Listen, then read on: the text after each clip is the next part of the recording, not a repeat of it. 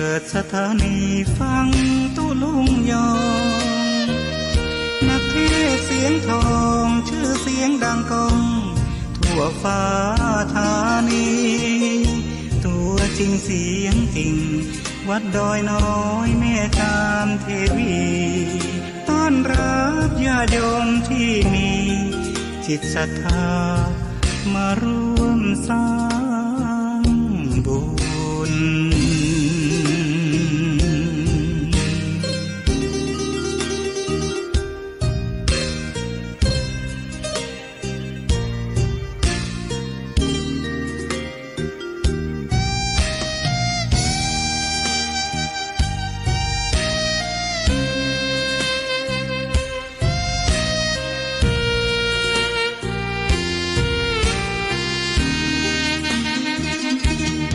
วัดดอยน้อ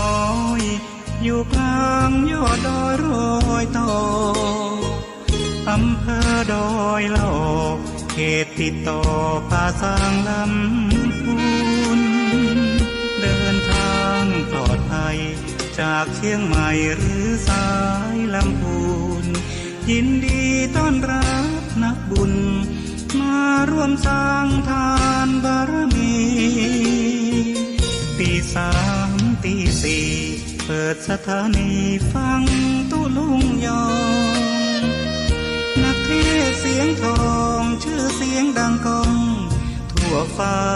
ธานีตัวจริงเสียงจริงวัดดอยน้อยแม่ตามเทวี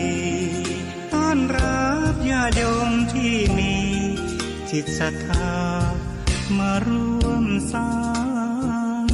บุญ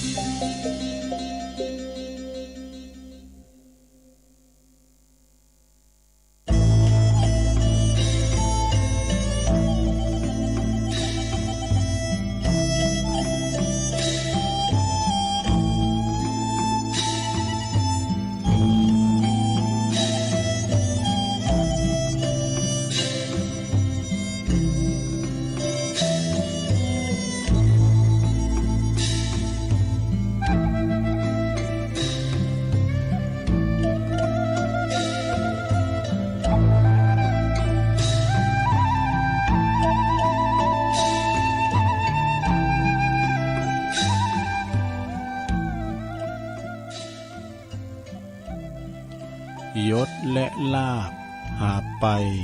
มิได้แน่เว้นเสียแต่ต้นทุน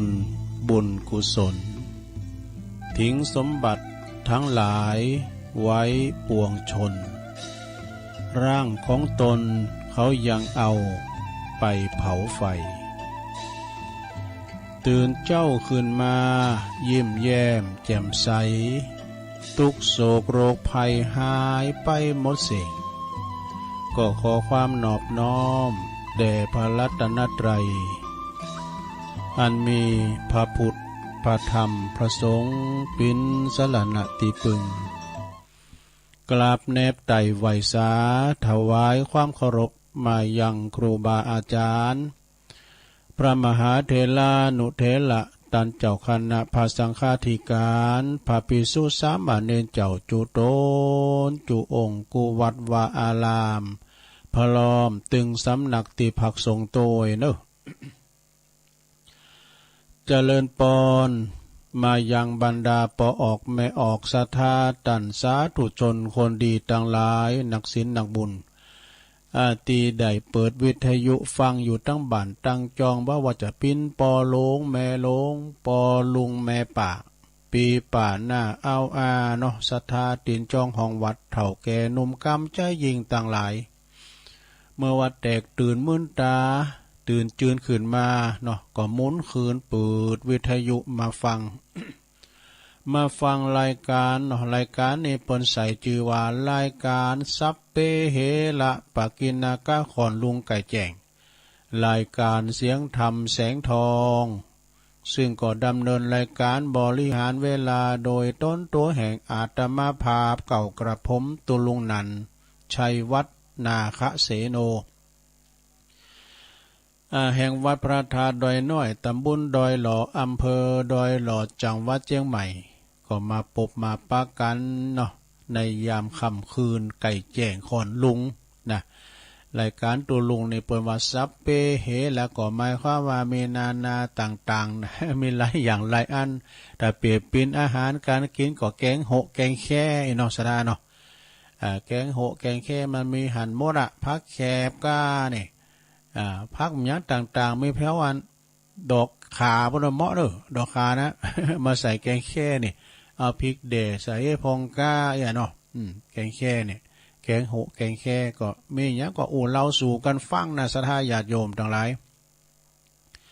แต่บ่ไปเราควันไผนะก็มาก็มาปิ้นเปินปิ้นกูก็พอออกศรัทธาดิเปินนอนบัดรับก็ดีเนาะสเตก็เสาะทำมาเตดพองเอากะติทำพองเอกนะเรานี่ทานพองเอกนะศรัทธาเอาละก่อนที่ตุลุงจะเไปตั้งสถานีวิทยุแต่ละคืนแต่ละสถานีเนาะที่เปิ้นมีบุญต่อโสดประสาทหูเฮาส่งจ้องส่งตรงถึงบ้านถึงจองนะฟังกันอยู่ตั้งหอตั้งเฮินในเวลานี้ตุลุงจะได้ไหวพระสวดมนต์ปิ้นเบิ่งตนกันเน้อวันนี้กิจกรรมนะศรัทธาเดี๋ยวเขาจะมีการโยงเข่าบาทโยงเข่าพระเจ้าไหวพระหับศีลกันนะแต่ตอนนี้จะได้ไหวพระปิ้นเบิ่งตนก่อนเน้อ เอาต่อไปก็เขาจะได้เริ่มไหวพระกันเน้อเนาะกราบหนึ่งกราบสองกราบสามว่าพร้อมกันไปเลยอิมินาสการเรนะพุทธังอภิปูชยามะอิมินาสการเรนะธัมมังอภิปูชยามะ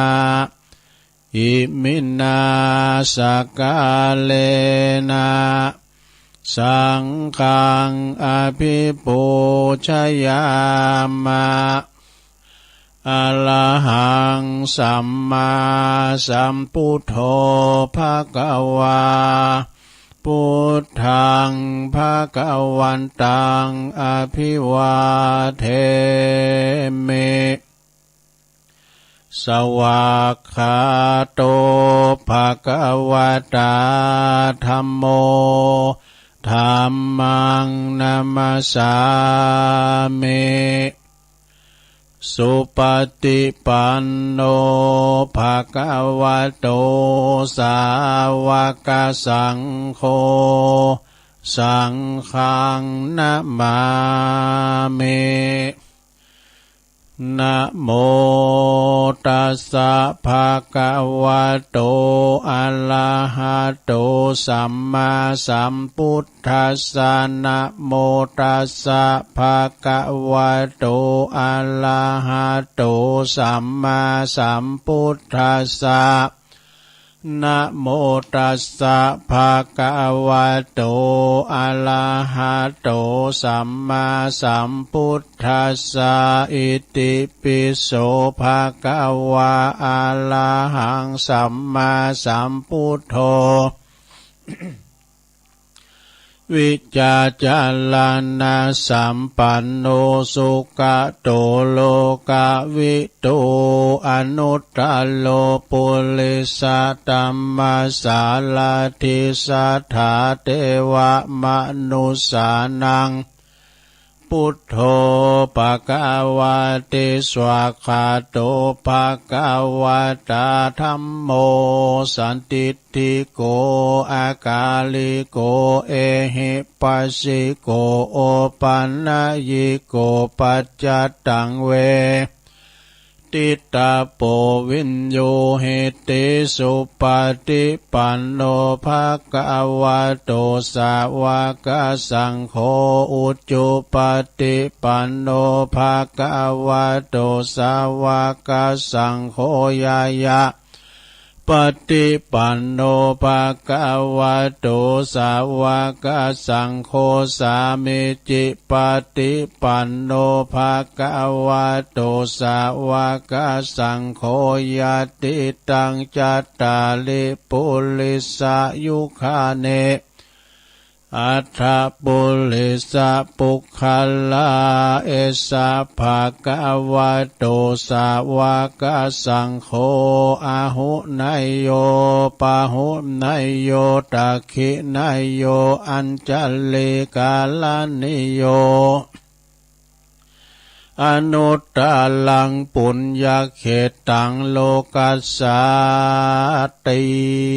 จายันโตโพธิยามุเลสกายานังนันติวัตตโนเอวังตวังวิจัยโยโหเหจัยยสุจัยยมังคะเลอัปปลาจิตตปันลังเกสีเสปัทาวิโภคะเลอภิเสเกสัพพพุทธานังอากัปปะโตปโมทาติสุนักตังสุมังกลังสุปปาตังสุโหติตังสุขันโนสุโมโหโตจะสุยิทังพระมจาริสุปัฏขินังกายกัมมังวาจากัมมังปัฏขินังปัฏขินังมโนกัมมัง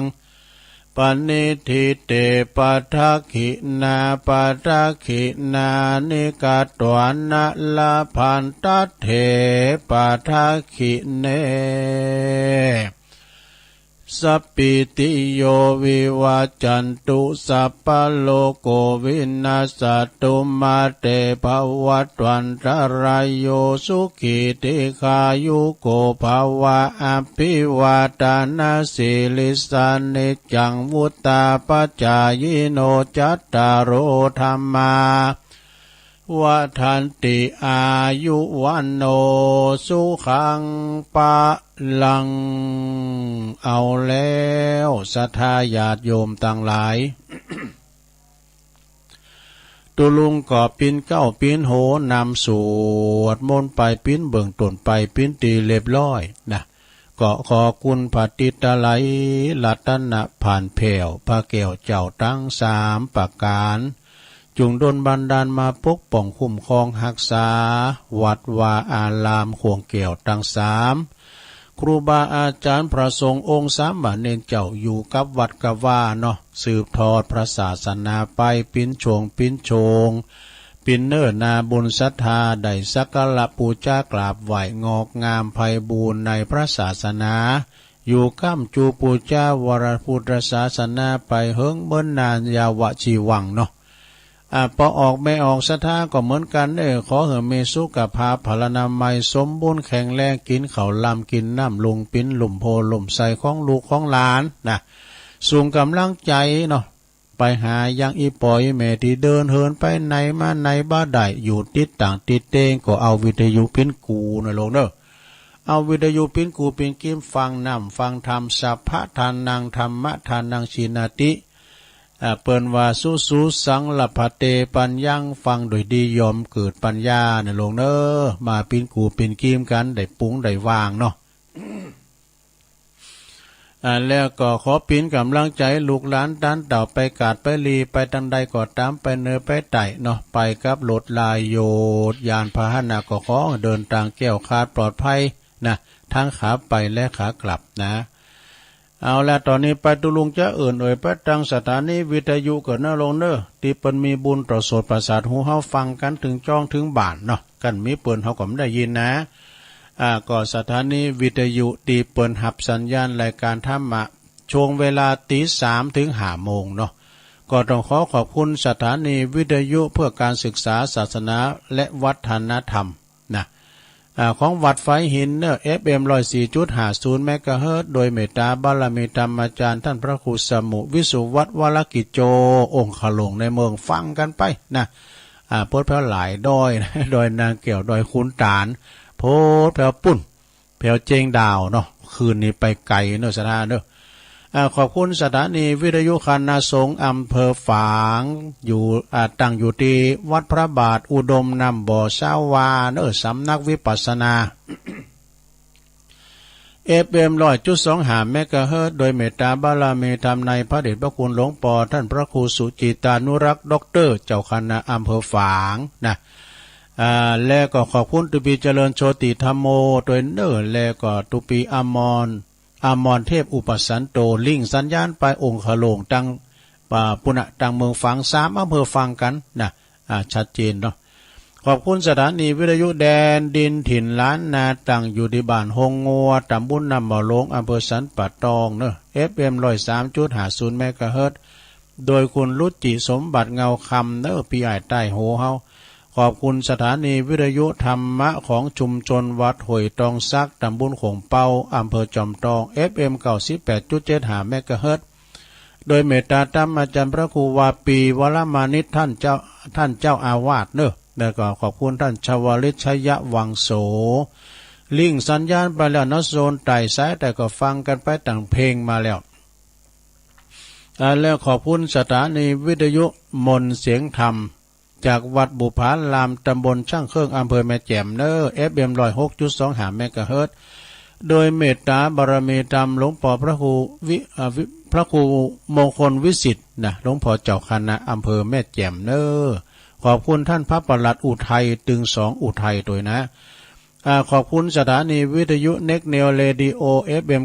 96.75 เมกะเฮิรตซ์ตั้งอยู่ที่บ้านจงตำบลทุ่งกวาวห้างหุ้นส่วนจำกัดอนุสรณ์เรดิโอ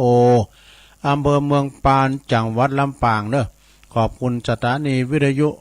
คนชุมชนคนเหนือเขื่อนตั้งอยู่ที่บ้านดงดำอำเภอฮอด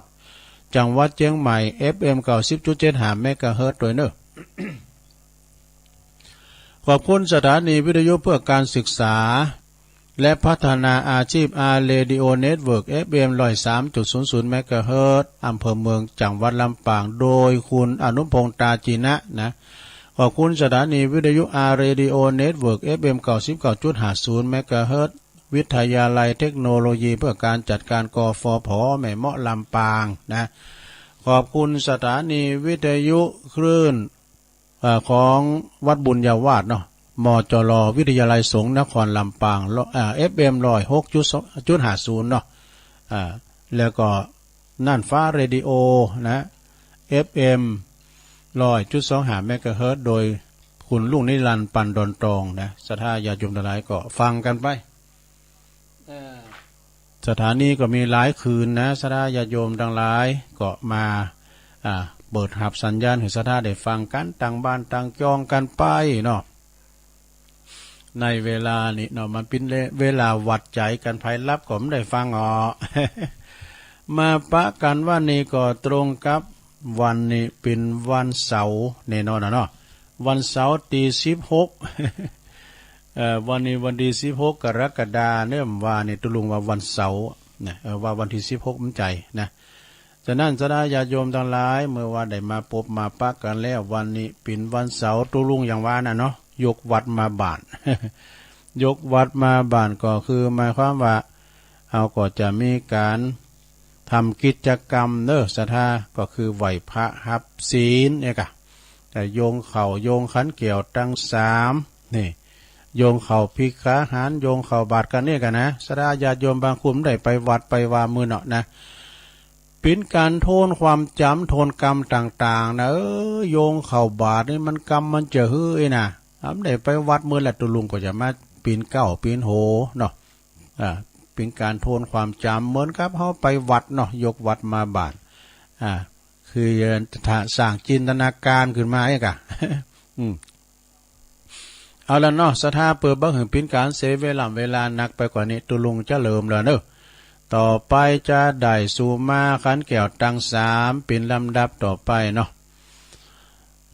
มาเมพุทธังคุณนาสากัลลันตังนามาเมธัมมังมุนเนลาจาเตสิตังนามาเมสังฆัง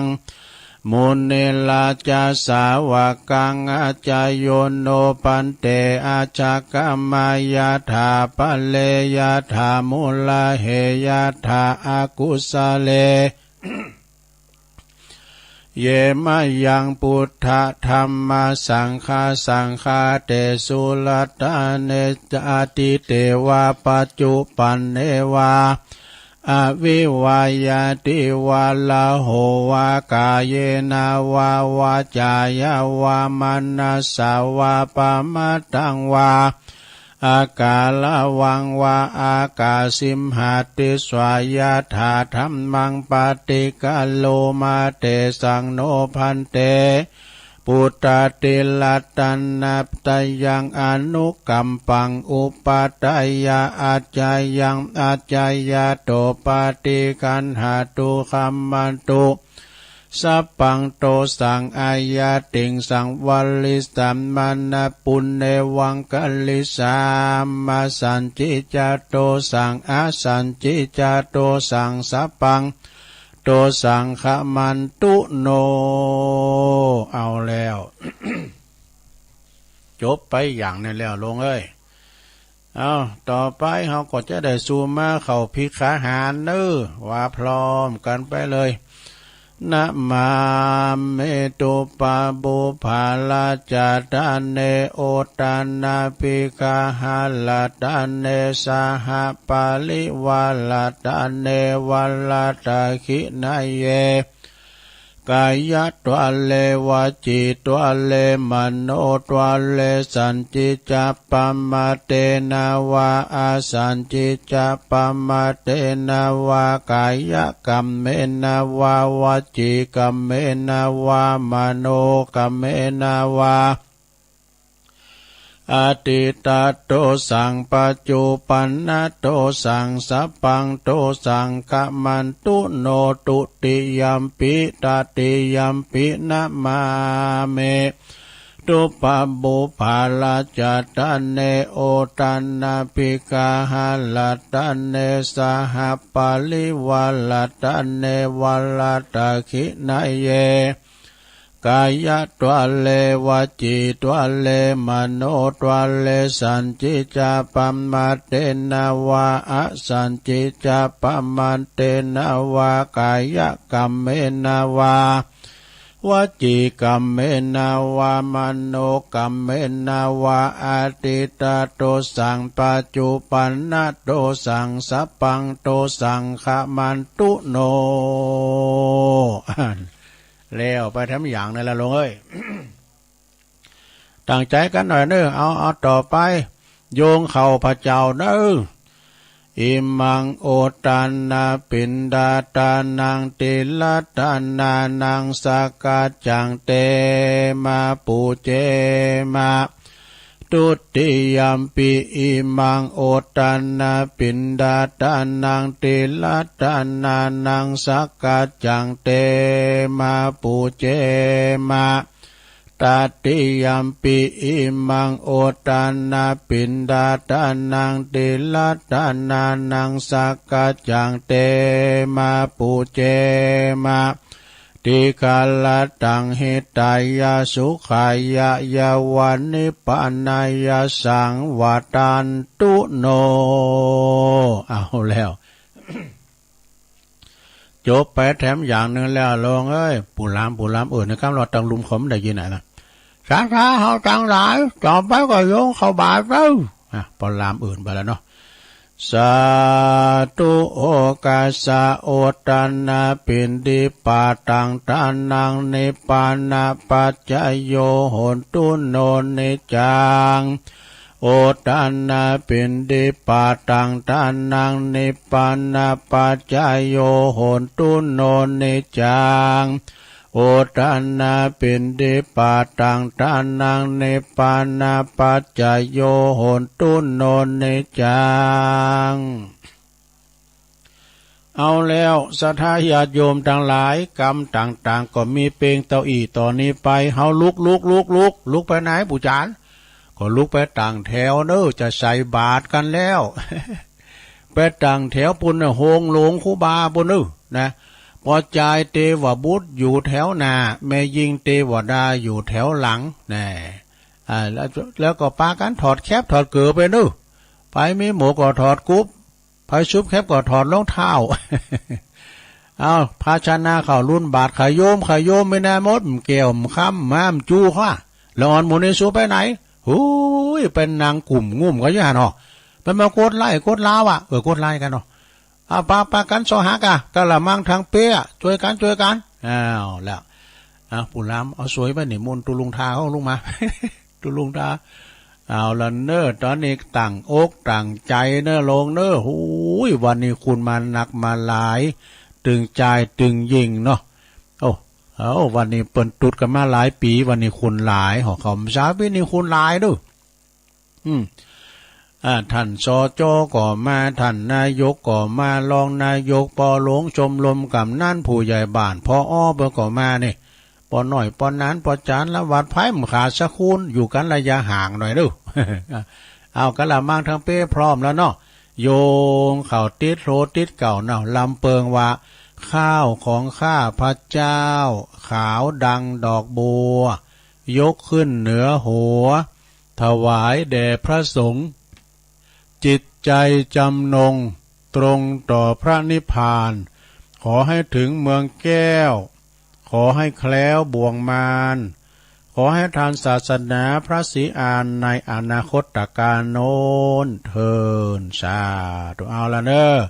ตอนนี้ตัวลุงทาเขาเตียวละเนอเดินแล้วนะศรัทธาทั้งหลายเปิดความเป็นการเคารพต่อครูบาอาจารย์ที่เดินด้วยเท้าเปล่าถอดแคปไปเนอสุขโหมะสุขโหมะไปใจเนอจะไปอู่การเงียบนะครับโอ้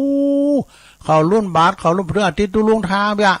มีไหนขยมโอ้ขใจนะถอเข้าใส่กระสอบก้านี่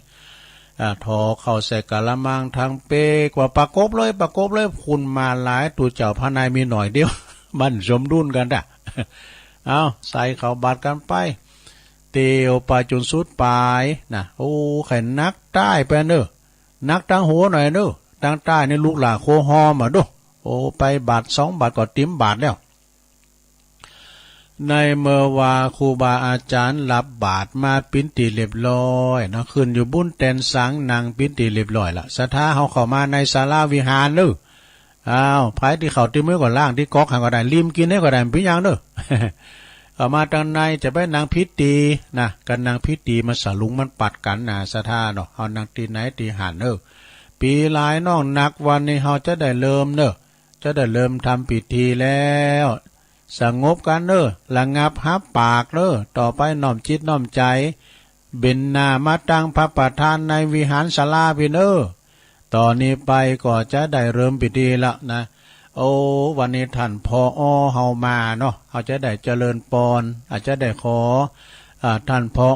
มาเป็นประธานในการจุดเทียนถูกปูชาพระรัตนตรัยนะเอาปู่ล้ำจุดเทียนชนวนตั้งมั่นไว้ก่อนเนาะ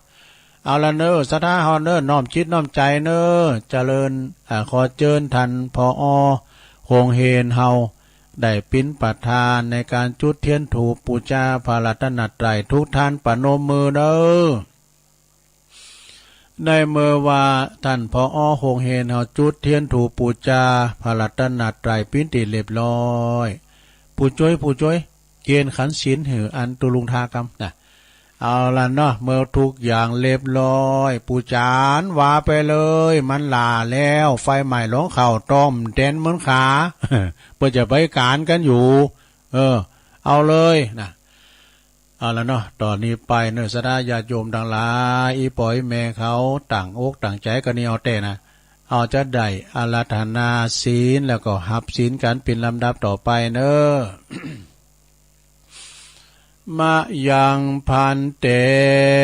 ติสาลเนนะสหปัญจศีลานิยาจามะตุติยัมปิมะยังพันเตติสาลเน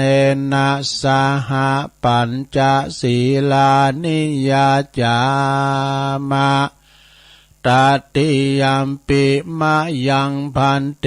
ติสาลเนนะสหปัญจศีลานิยาจามะนะโมตัสสะภะคะวะโตอะระหะโตสัมมาสัมพุทธัสสะนะโมตัสสะภะคะวะโตอะระหะโตสัมมาสัมพุทธัสสะนะโมตัสสะภะคะวะโตอะระหะโตสัมมาสัมพุทธัสสะพุทธังสรณังกัจฉามิธัมมังสรณังกัจฉามิสังฆังสรณังกัจฉามิตุติยัมปิพุทธังสรณังกัจฉามิตุติยัมปิธัมมังสรณังกัจฉามิตุติยัมปิสังฆังสรณังกัจฉามิตติยัมปิพุทธังสรณังกัจฉามิตติยัมปิธัมมังสรณังกัจฉามิตติยัมปิสังฆังสรณังกัจฉามิติสรณคัมมนังนิธิตังปานาติปาตาเวละมะเนสิกขาปะตังสมาธิยามิอะตินนาทานาเวละมะเนสิกขาปะตังสมาธิยามิ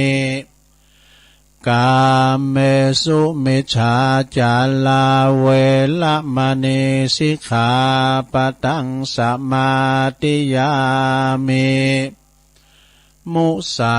วาทาเวละมะเนสิกขาปะตังสมาธิยามิสุราเมรยะมัชฌะปมาตฐานาเวละมะเนสิกขาปะตังสมาธิยามิอิมานิปัญจสิกขาปทานิสีเลนะสุขติงยันติสีเลนะโภคสัมปทาสีเลนะนิพุตติงยันติตัสมาสีลังวิโสทะเยสาธุสาธุสาธุ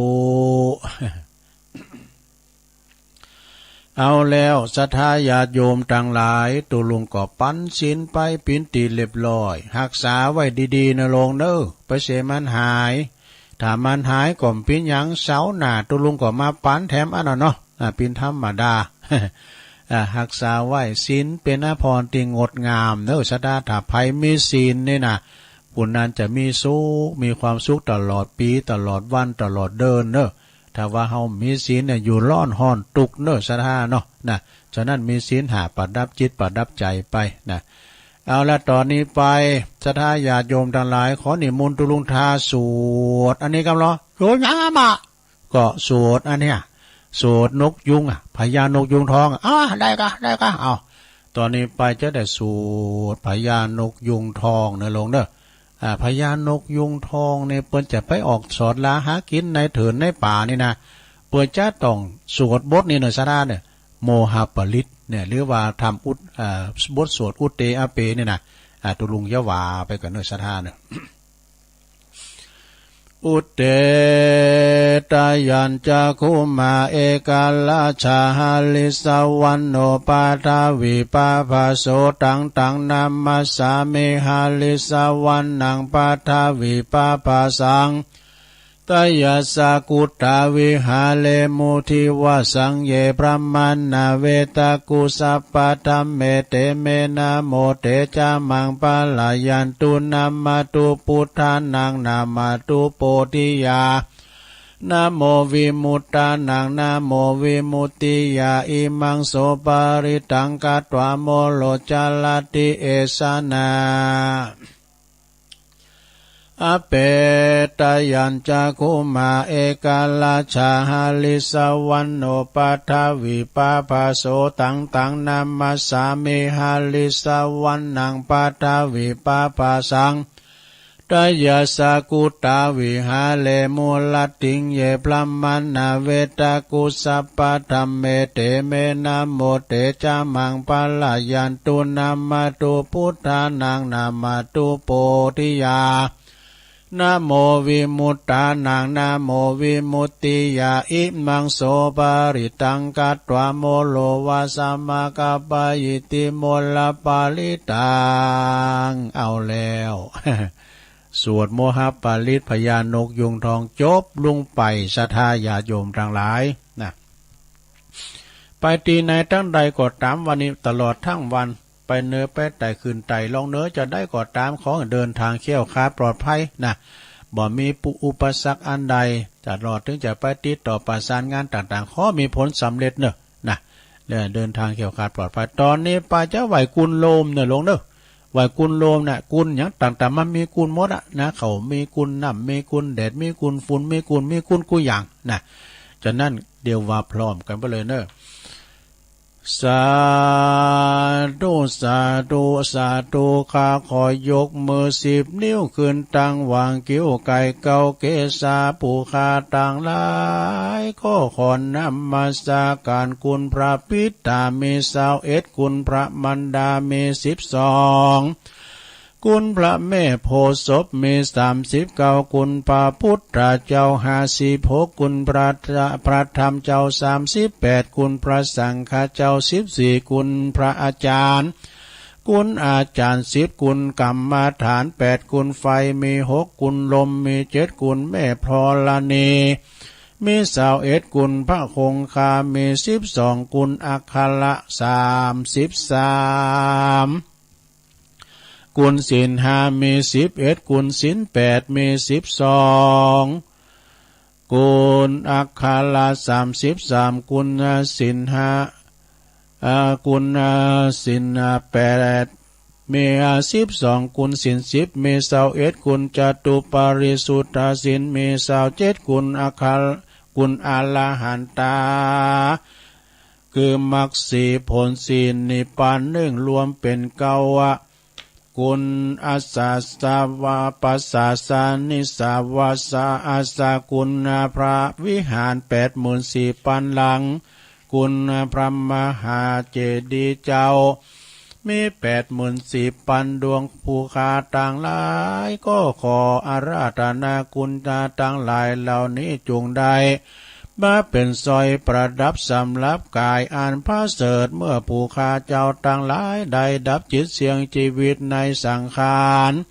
ปีใดเดือนใดวันใดยามใดคืนใดดังอันก็ดีผู้ข้าต่างหลายก็ขออาราธนาคุณเจ้าต่างหลายจงมาเปิดประตูพระนิพพานคือเวียงแก้วแก่ผู้ข้าต่างหลายแด่เตือนนิพพานะปัจจโยโหนตุโนนิจังนิพพานังปาลามังสุขังเอาแล้วไหวกุลโลมเนาะก็เรียบร้อยไปต่อไปอย่าแฮมดูแผ่เมตตาเนอะกำนี้นะจะแผ่เมตตาแล้วก็อีตั้งอย่างกินจิปินลำดับต่อไปการแผ่เมตตานี่ก่อนจะแผ่ให้สัมภสัตทั้งหลายเฮาแผ่ให้ตัวเก่าห้อยก่อนเนอะแผ่ให้ตัวเองก่อนว่าพร้อมกันไปเลยอาหังสุขิโตโหมิขอให้ข้าพระเจ้ามีความสุขนิทุกโขโหมิปราศจากความทุกข์อเวโรโหมิปราศจากเวรอภยาปโชโหมิปราศจากอุปสรรคอันตรายทั้งปวงอานิโคโหมิปราศจากความทุกข์กายทุกข์ใจสุขีอัตตานังปริหารามิมีความสุขกายสุขใจรักษาตนให้พ้นจากทุกภัยทั้งสิ้นเถิดนี่ อันนี้เป็นแผ่เมตตานะเป็นแผ่เมตตาให้ตัวเองต่อไปแผ่เมตตาให้สัมภสัตตั้งหลายน้อยใหญ่เนอะนะว่าพร้อมกันไปเลยสัพเพสัตตาสัตว์ทั้งหลายที่เป็นเพื่อนทุกข์เกิดแก่เจ็บตายด้วยกันทั้งหมดทั้งสิ้นอเวราโหนตุจงเป็นสุขเป็นสุขเถิดอย่าได้มีเวรแก่กันและกันเลยอัพพยาปัชชาโหนตุจงเป็นสุขเป็นสุขเถิดอย่าได้เบียดเบียนซึ่งกันและกันเลยอนิคาโหนตุจงเป็นสุขเป็นสุขเถิดอย่าได้มีความทุกข์กายทุกข์ใจเลย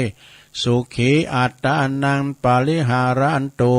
จงมีความสุขกายสุขใจรักษาตนให้พ้นจากทุกภัยทั้งสิ้นเถิดเอาแล้ว อันนี้เป็นอันกำแผ่เมตตาเด้อเนาะเอาต่อไปเอาเป็นไทยอะไรทำไมหน่อยนะเนาะสตานะข้าพระเจ้าขอตั้งจิตอุทิศผลบุญกุศลนี้ไปให้ไพศาลถึงบิดามารดาครูอาจารย์ทั้งลูกหลานญาติมิตรสนิทกันคนเคยรักเคยชังแต่ครั้งไหน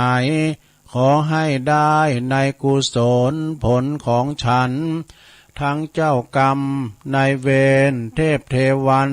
ขอให้ท่านได้กุศลผลนี้เถิด เอาแล้วสถาญาติโยมทั้งหลายนะการที่ว่าเฮาได้ว่ากรรมต่างๆเนาะตั้งแต่โยงเข้าบาตรกรรมสังต่างๆทั้งหลายเนี่ยสถาญาติโยมมันเป็นการที่ว่าย้อนความจำเฮาด้วยเนาะต่อไปเอาเป็นเมืองกรรมล่ะสถาเอาเป็นเมืองคือจะได้สวดแผ่เมตตาเนอะแบบปื้นเมืองเนอะอย่างกินจี้นะเอาเกมน้ำยาด้วยเนอะ ในอันนี้นะอิตังทานากัมมังเนปานาปัจจายโยโหนตุโนเนจั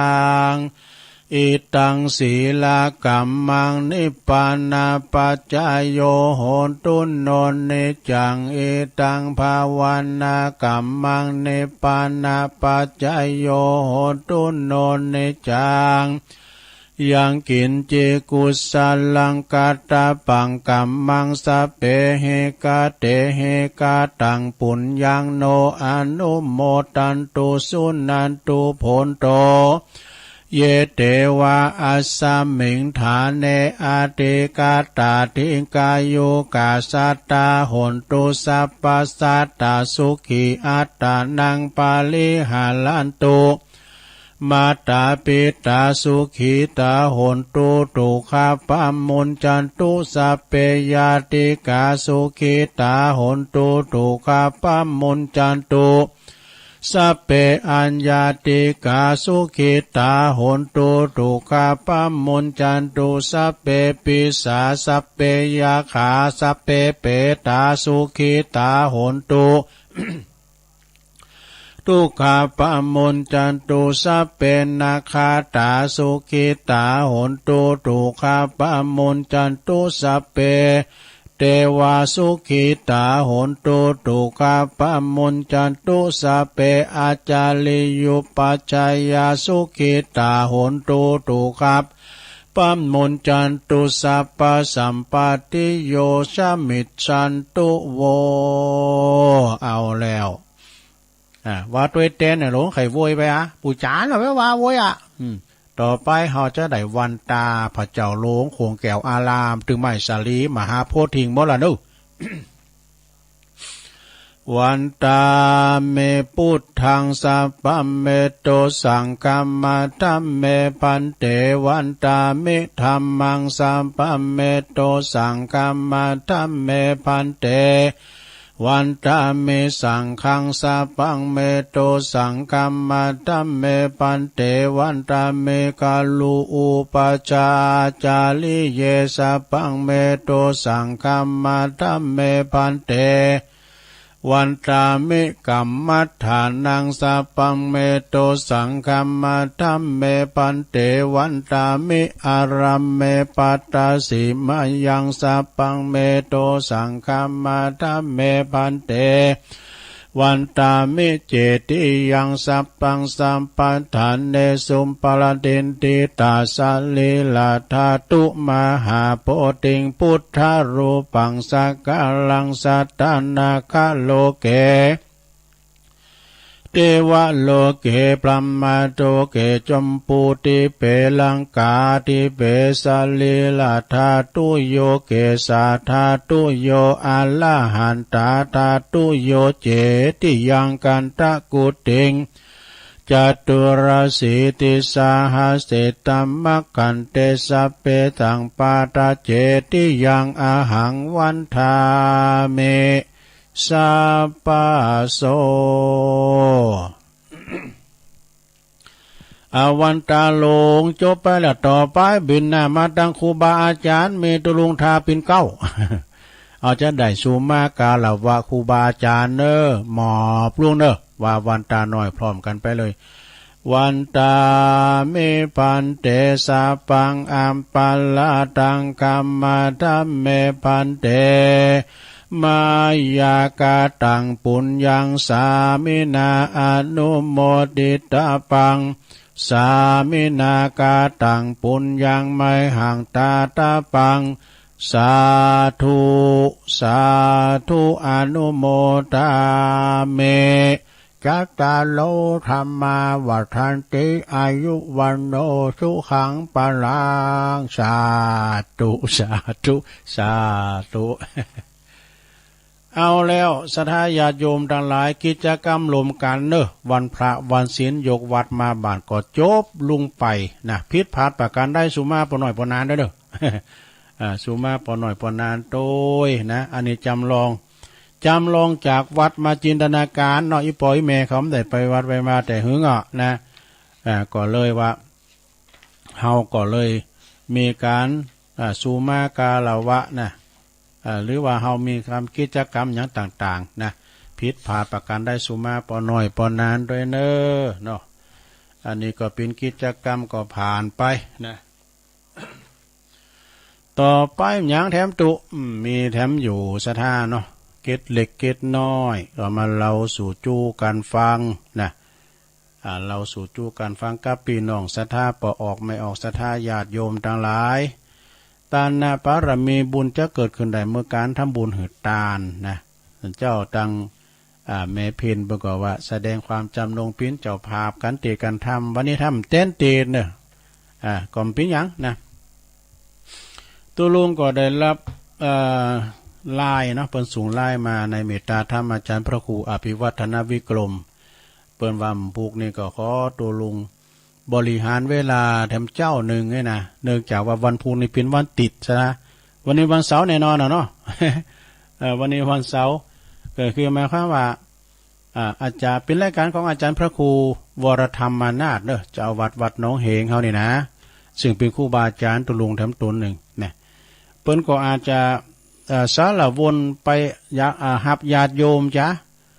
ไปหัดญาติโยมต่างอย่างต่างเหล่ายาวก็หลายตีหลายต่างนะพอโยมเพิ่นมีหลายตั้งสายไต่นะอาจจะบ่สะดวกจัดรายการจะได้หมู่น่ะอาจารย์พระครูก็เลยไลน์มาก็ขอให้ตุลุงจัดตั้งแต่ตี 3 ถึง 5 โมง 5 โมงนี่รถมาหับละล้อหมุนน่ะวะนะเปิ้นว่าจะอีอันนั้นผู้ก็จะได้มาเข้ารายการนำกำนำสดาเนาะปิ้นกำลังใจกันไปเนาะแล้วก็พวกนึงก็จะได้สวดโมหะปาลิตเดินทางแข็งขัดปลอดภัยกันนะสดาญาติโยมทั้งหลายเนาะวันพุธนี่ก็จะได้เข้ารายการนำกำแต่กำแรงเพื่อทำโลวันนี้วันเสาร์เปิ้นย้ายนะเปิ้นย้ายจากไหนดุมาเปิ้นย้ายอาจารย์พระครูย้ายจากวันพุ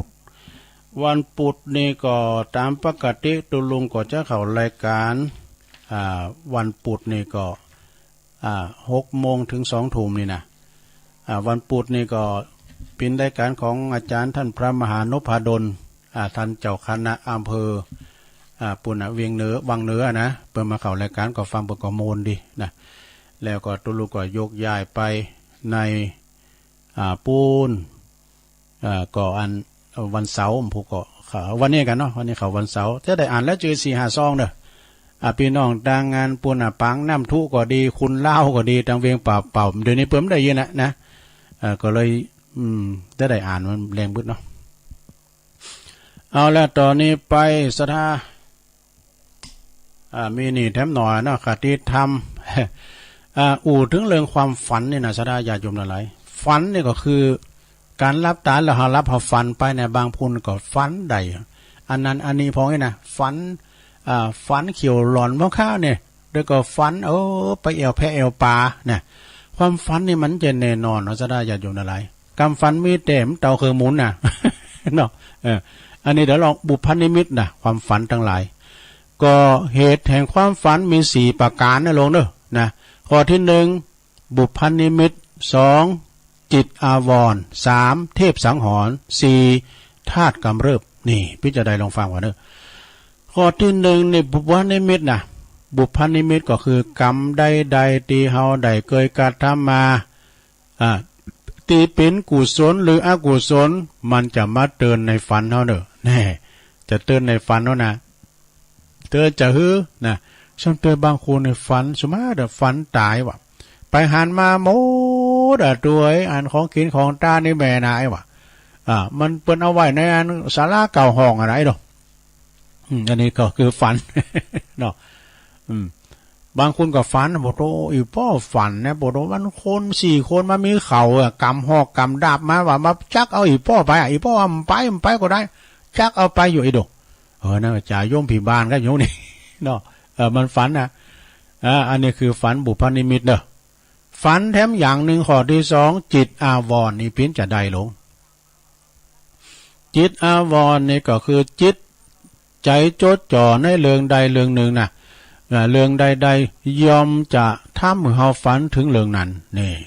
สมมติว่าเฮาไปเยการเนาะวันนี้เฮาไปบกสวนหอมก็ดีไปไถนาก็ดีถึงขึ้นรับฝันไปไถนาอยู่วะเนี่ยมันเป็นอย่างนั้นซ้ำเตือนในฝันตุลุงเคยมีนะฝันฟังอาจารย์พระครูฟังอาจารย์พระครูเปิดในวิทยุนะฝันไปฟังไปรับไปว่ะเหมือนก็อยู่ในเหตุการณ์จริงเพียงว่าฝันลับๆนะอย่างงานแม่พันธาวันหน้าเนี่ยเปิ้นฝันตุลุงเตธรรมว่ะเตธรรมแล้วก็เปิ้นก็ว่าปอแม่เปิ้นมาว่ะมานั่งฟังธรรมแล้วมากินข้าวว่ะยิ้มว่ะโอ้มีความสุขนะอันนี้ก็คือในฝันนะ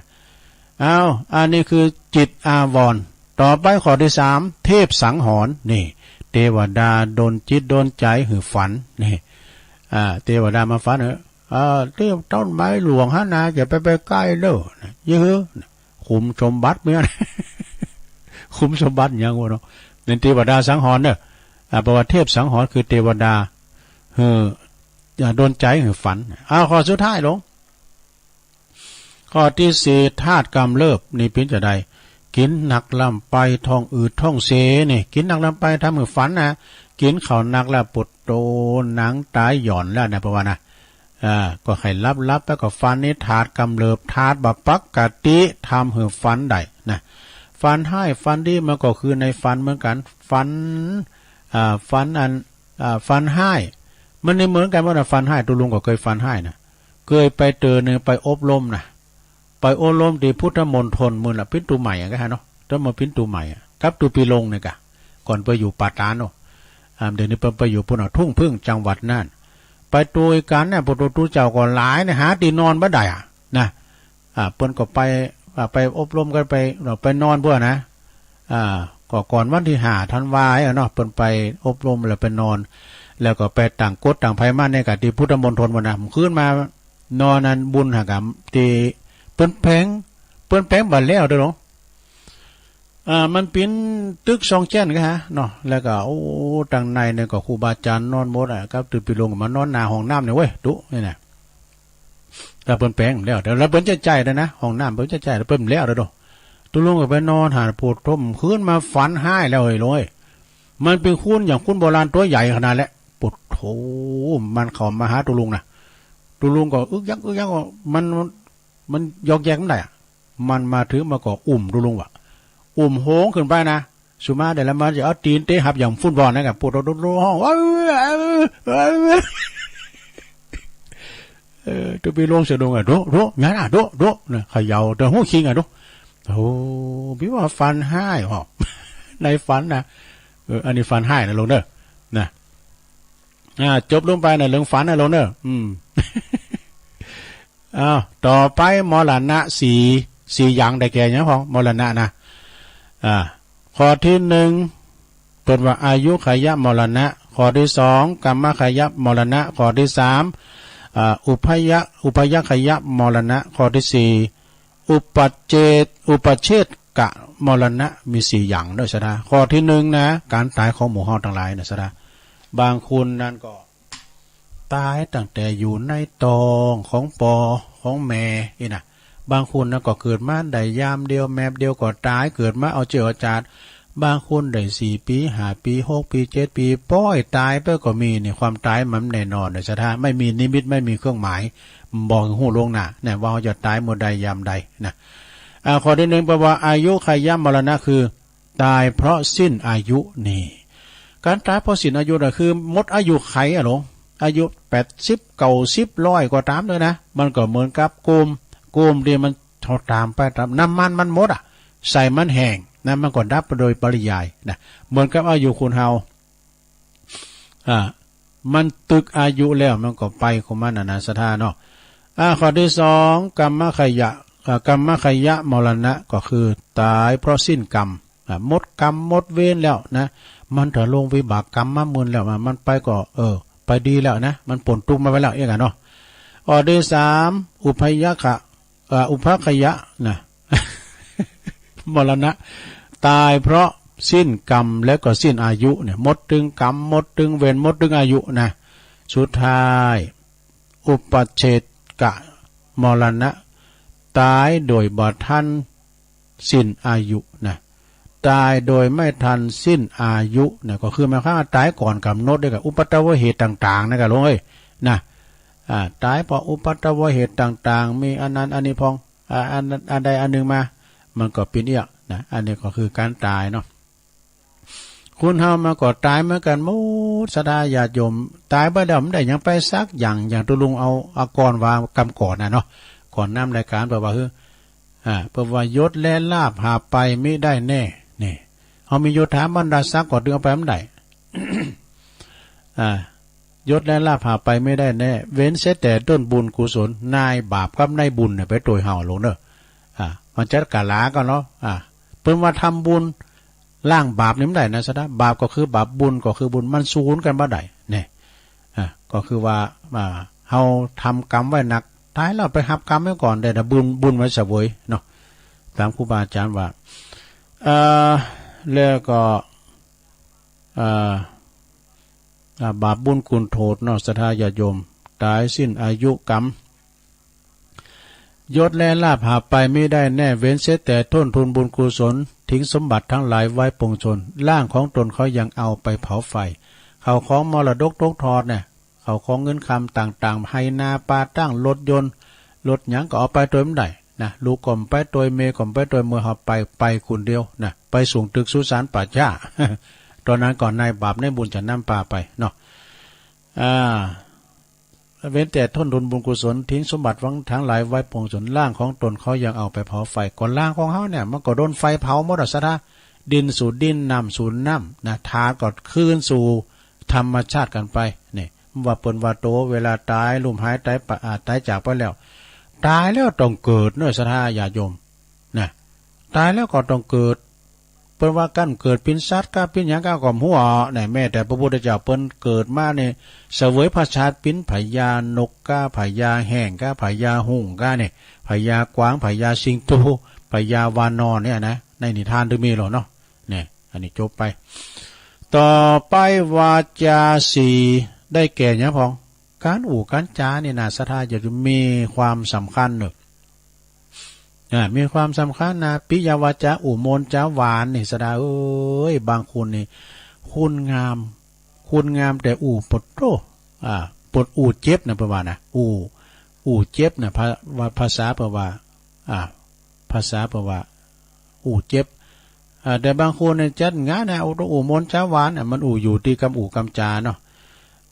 วาจาสี่ก็ได้แก่หนึ่ง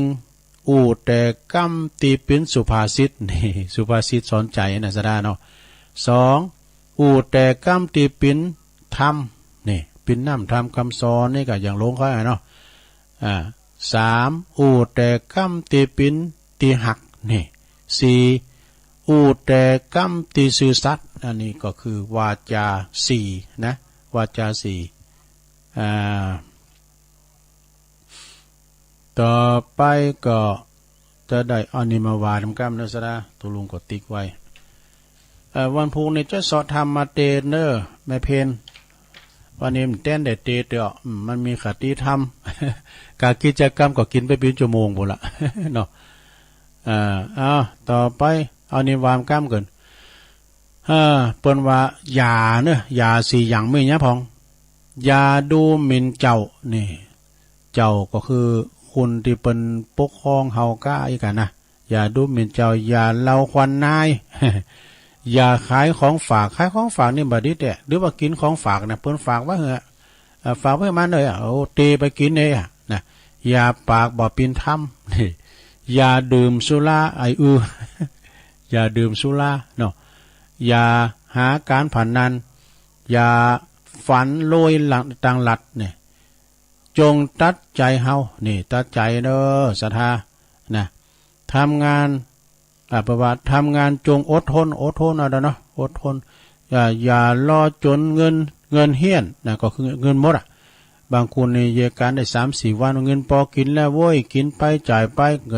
สตางค์เสี่ยงสอหางานเอาละเนี่ยอย่าเปลี่ยนงานบ่อยนี่อย่าค่อยวาสนา อย่าค่อยวาสนาจงขยันทำกิน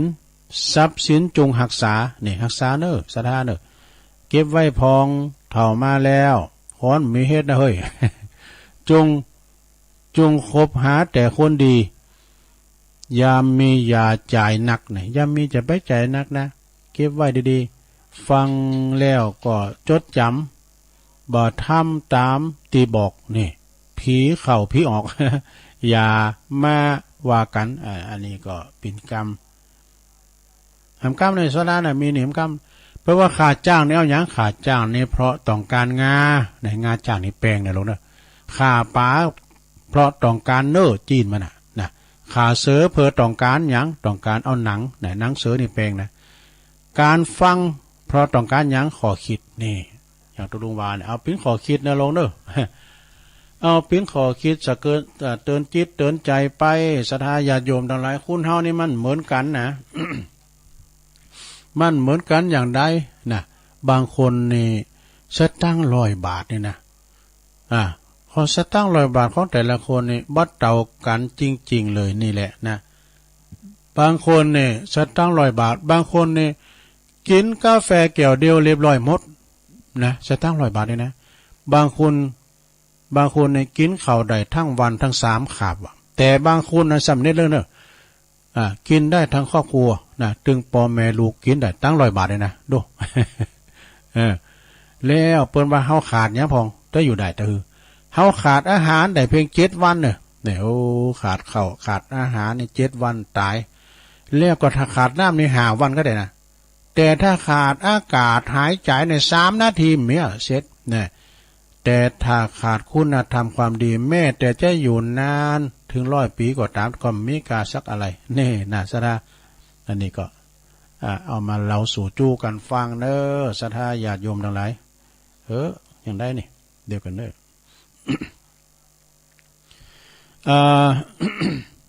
ศรัทธาญาติโยมทั้งหลายนะแต่ว่านี่ก็ได้รับความถวายความเคารพถวายการต้อนรับครูบาจากวัดทุ่งเกียงวัดทุ่งเกียงนี่ก็พระครูเปิ้นก็มาเยี่ยมวัดเนาะครับท่านพระบดีกาสาครตุปีเอสแล้วก็ลูกเน้นทั้งหลายก็มาช่วงนี้ก็จะไม่ครูบาอาจารย์เนาะมาสู่หมอกสู่มาหลวงพ่อกันในตามวันละโอกาสงาน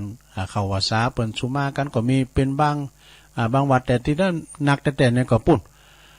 ตอนที่ปีใหม่ก้าอีกกันเนาะนะแล้วก็เปิดก็มาตานเต้นกันพองก็ฮู้สึกว่าคือคักเลยกูปีเนี่ยเปิ้นปลดล็อกเนาะ เปิ้นปลดล็อกก็มีการตานเต้นตานจังกันนี่กะ ตาลเตนตาลเก่าวัดแล้วก็ไปลืมเนาะศรัทธาญาติโยมทั้งหลายกันเฮาตานหยังก็ตามเด้อนะขอเฮานั้นตั้งอกตั้งใจกดน้ำหยาดน้ำเดี๋ยวตัวลุงกำลังเปิดมือถือจะอ่านข้อความนี้กันเด้อศรัทธาเด้อ ส่งมาจากดอยน้อยพัฒนาปุ้นหนองหานสันทราย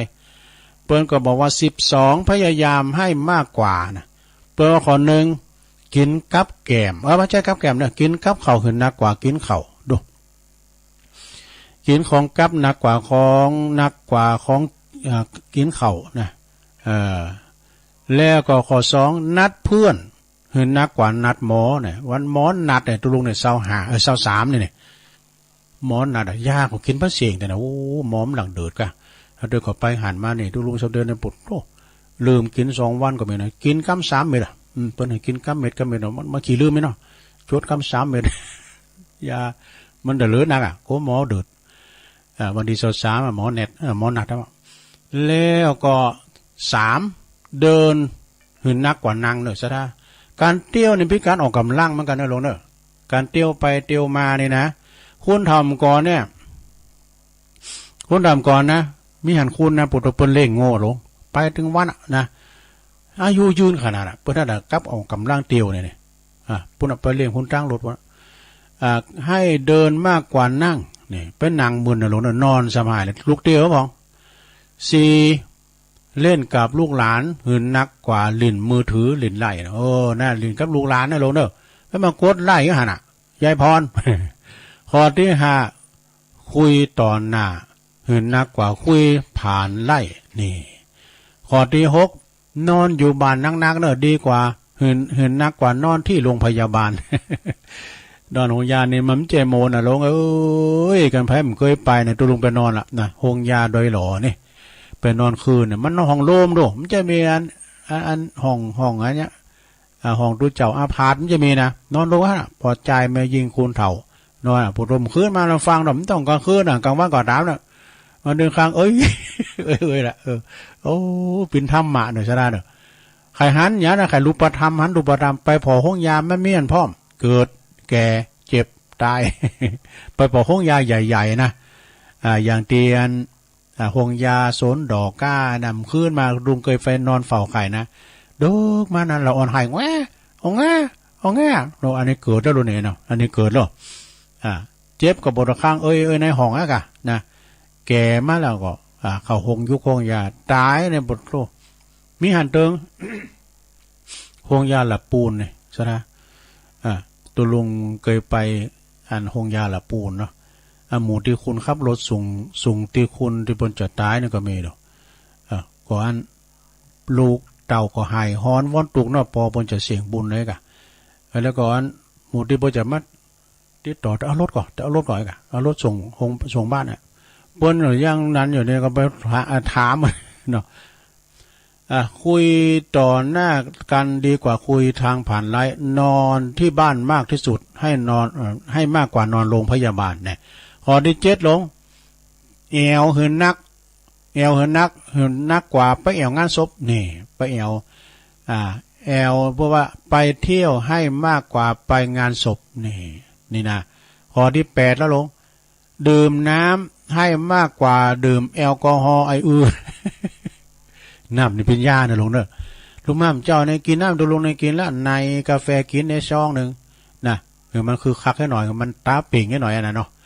แล้วก็กินน้ำอุ่นไปมันครับของเสนะกินน้ำนักๆในลงนะลุงม่ามเจ้านะพอที่เก่าใจล่มให้มากกว่าใจร้อนลุ่มนี่ใจเย็นๆนะลงเนอะข้อที่10เป็นปิ้นถาดคุณที่เฮาหักเหินนักกว่าปิ้นถาดหมาแมวเนี่ยเพราะปิ้นหงหมาแมวหรอจะได้เนาะหมาแมวนี่นะข้อที่11ฟังธรรมให้มากกว่าฟังคำนินทาเนี่ยจะได้จะไปฟังเสียงนกเสียงกากันเราน่ะเจ้าควันมันมีกูอยู่กูสมัยโลกธรรมทั้ง8นะมันมีกูกันนะ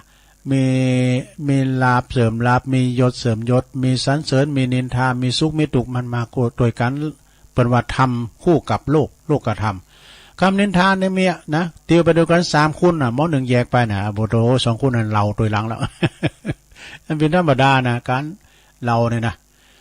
ก็ยังว่ามันจะมีกูโคนะแม่แต่พระพุทธเจ้านะปรากฏยังโดนเรานะข้อที่12รักและเมตตาให้มากกว่าเกลียดชังจบสราญาติโยมทั้งหลายขอบคุณผู้ที่ส่งมาเด้อตั้งน้องหานสันสายทั้งหมดนึงนะอันนี้ส่งมาจากน้องล่องหนึ่งนะฮะทุกอย่างนี่อยู่ติดใจนะสรากูสิ่งก็อย่างอยู่ที่ใจเป็นนายกายเป็นเบาเป็นว่านะมโนบุพังข้ามาธรรมามโนบุภามโนมายาแปลว่าอย่างพวกนี้ ทุกสิ่งทุกอย่างอยู่ที่ใจนะเป็นว่าอย่าคิดอะไรให้มาก แต่เกิดอย่างนางเนี่ยแปลว่าใจร้ายเป็นผี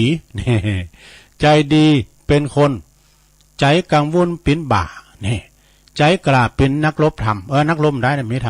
ำใจกล้าเป็นนักรบใจสงบเป็นนักปราชญ์เนอะ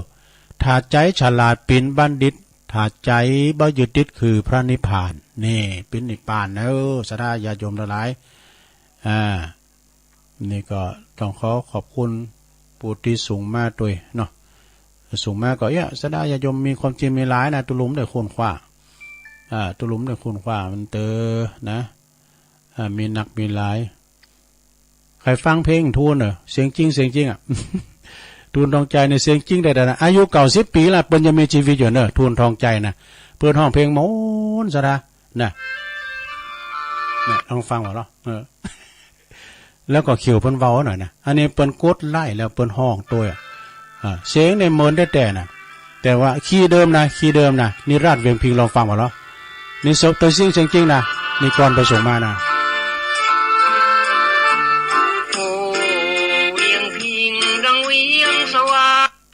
อันนี้เป็นตัวจริงเสียงจริงนะโอ้หังตุลุงมัน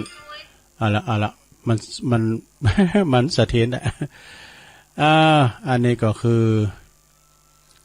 ออันสิ่งที่สูงมากเนาะต่อไปตุลุงก็จะขอประกาศข่าวสารงานบุญก่อนเนาะสดาก่อนที่จะมาตักตายกันตั้งเฟซตั้งไลน์เนาะสดาวันนี้เราเนอะสดาเดี๋ยวก็ว่าเนาะวันนี้เอาวันที่23ก่อน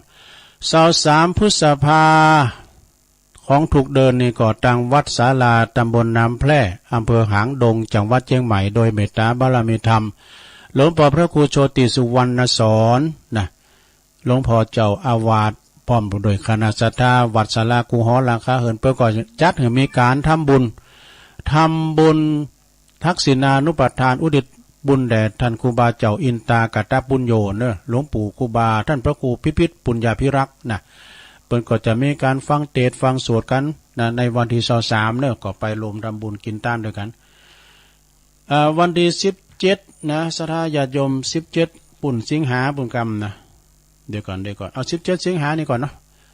เป็นวันกตัญญูเป็นวันคล้ายวันมรณภาพของหลวงปู่ครูบาเจ้าพรหมมาปรามัจจโกวัดพระพุทธบาทตากผ้าตำบลมะกอกอำเภอป่าสร้างจังหวัดลำพูนเนอะเปิดก็จะมีการปฏิบัติธรรมเป็นอาจารย์บูชาตั้งแต่12ถึง18เนอะที่วัดพระบาทตากผ้านะเชิญสถาญาติโยมทั้งหลายไปรวมปฏิบัติธรรมกันวันแต่ของเปิดในวันที่17นะ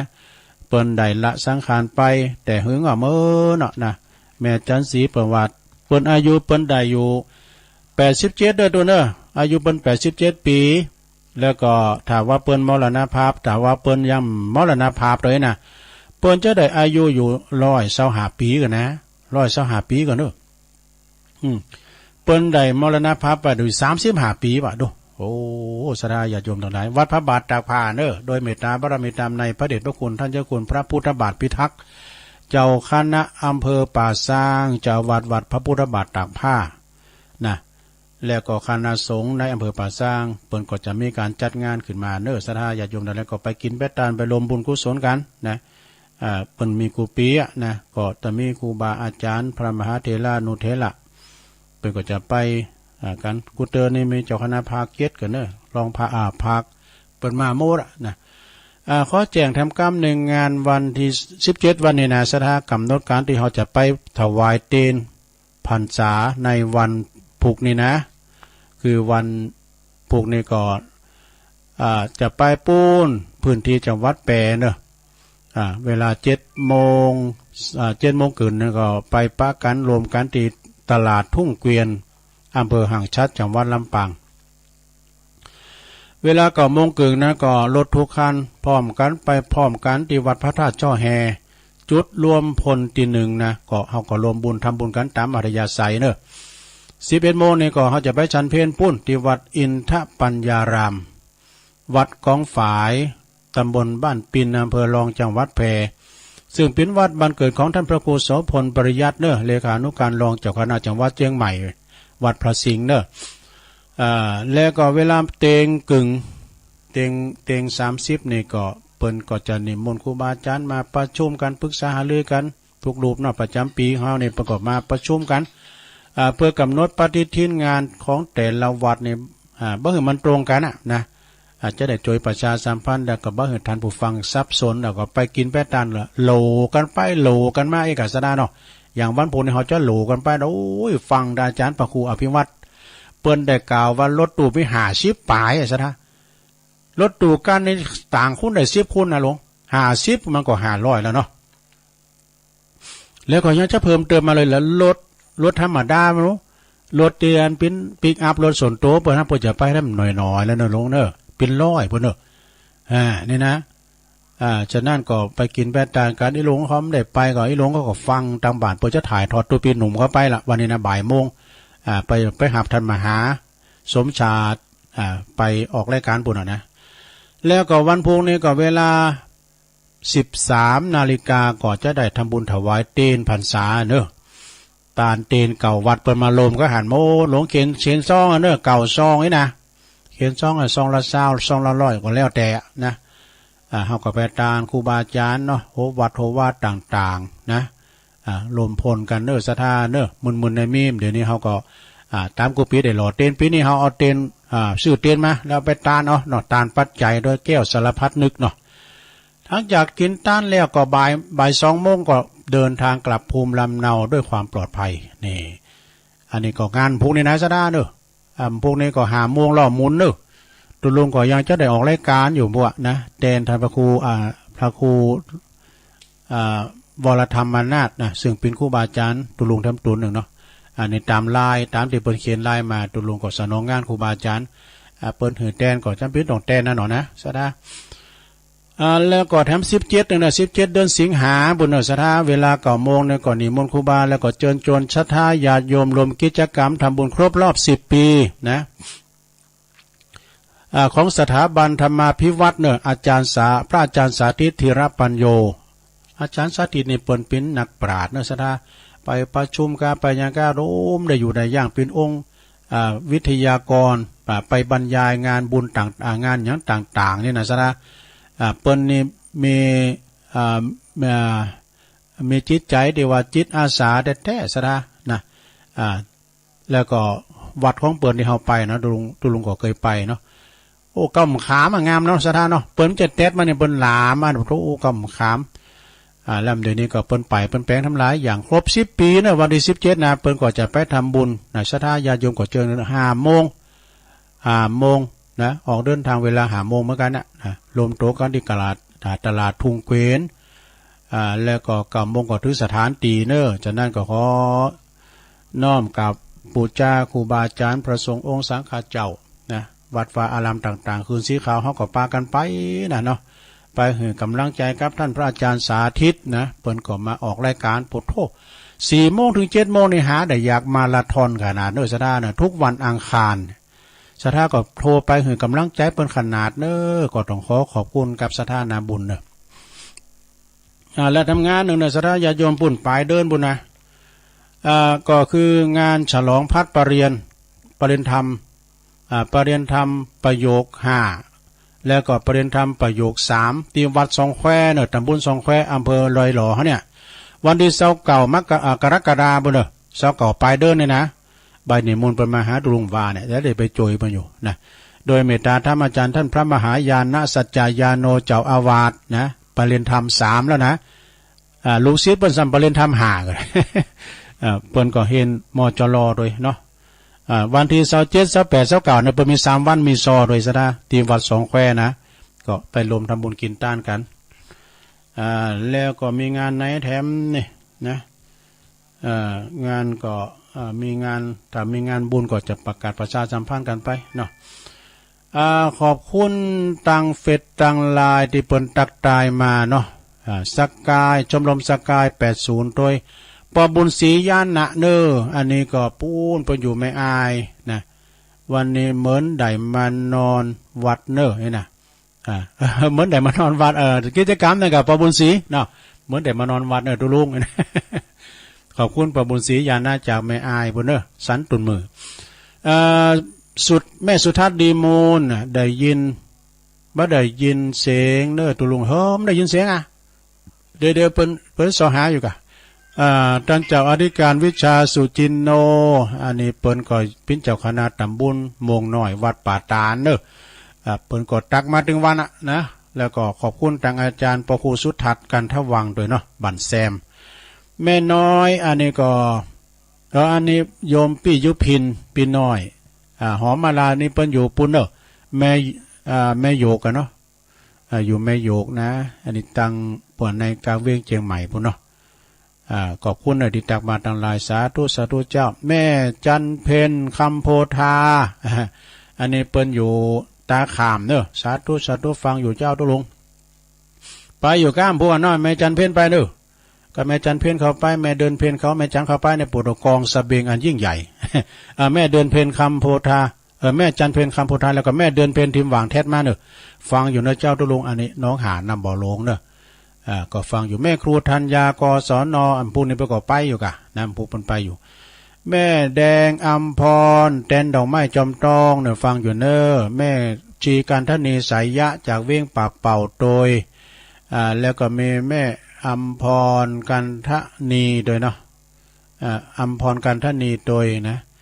แม่หลงสายฝนจันกุลนะอันนี้ก็หลายปิ้งน้องผ่าขาวเนอะแม่ครูทองคำที่วงคำจากบ้านนันปูนเสาหินสีโบบานบุนะปวดไปตั้งบันทีป่ะนะ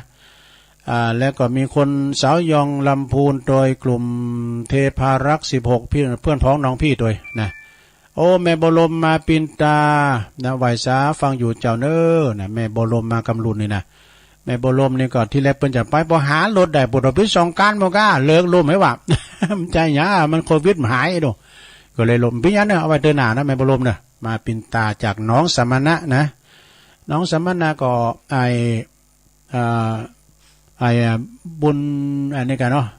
ทางงานปีนันสุกปีนันสุกก็คือไอบุญเนี่ยบุญรวยใช่ไหมก็เปิ้นก็จะได้ทีมงานกันนะอันนี้ก็ตักมาตังลายสระญาติโยมตังหลายทำงานนึงก็ลืมไปหรอตังชมรมผู้พิการนะฮะจากเวียงน้องหลองในเปิ้นก็มีการบริจาคข้าวของเงินทองเนอะเปิดปิ้นกำลังใจสำหรับไปปิ้นสะพานบุญเยี่ยมบ้านเยี่ยมใจห่วงใยคนพิการทางตำบลน้องหลองเขาเนาะพระจะไปฝากเขาฝากของมายำไวหรือว่าปัจจัยนะที่สำคัญก็คือปัจจัยแก้วสารพัดนึกเปิ้นจะเอาไปซื้อหยังโตไปซื้อแผ่นเพอร์ก้าเนี่ยมันจะกับคนพิการนะคนเปิ้นติดต่างที่เด้งก็จะเอาไปรักษาเยียวยาเนาะก็ไปบริจาคใดนะฮะสำหรับอันนี้ก็คือนางกัญจนาจันทรเสนาอันนี้เป็นประธานศูนย์บริการคนพิการตำบลหนองหลองเนาะเอาไปฝากที่บ้านอันนี้ก่อนก็ได้เนอะนี่ก่อนใจน้อยนะอันนี้ก็ข่าวสารงานบุญเนาะบุญเดิน12วันแต่มีข่าวสารงานบุญหนักนะลงเนอะแต่ว่าตอนนี้ก็มีตัวเองเราอีกแต่ว่าลืมอันใดก็ขอสุมาครับผู้บาอาจารย์ด้วยเนาะลืมกล่าวอันใดแต่ว่าพุกแรงพุกวันนี้แรงอะเนาะวันนี้แรงก็6 โมงก็จะได้เข้ารายการทำหน่อยทำเติมต่อพิโถนด้วยเติมตุลุงก็มีโต๊ะจวยพองโต๊ะจวยก็คือเอาเทปตุลุงเก่ามาออกพองไอ้กะนำทำก็คืออย่างเฮาตีนะเนาะนะแต่มันเป็นเทปไหนนะจะนั่นก็ผู้ก็เข้ารายการอยู่5 โมงก็รอหมุนอ้าวไม่น้อยว่าไปเลยเจ้าต่อตุลุงตะกี้นะเจ้าก็ลังเขียนแล้วเยอะนี่แหละเจ้าความฝันของเฮา4 ข้อด้วยกันก็เพราะความฝันมันเป็นพอจิตข้อหนึ่งนั่นนะบุคคลนี้คนตีได้คิดทำกรรมแน่นอน อันที่อันนี้ข้อสองมีจิตอาวรณ์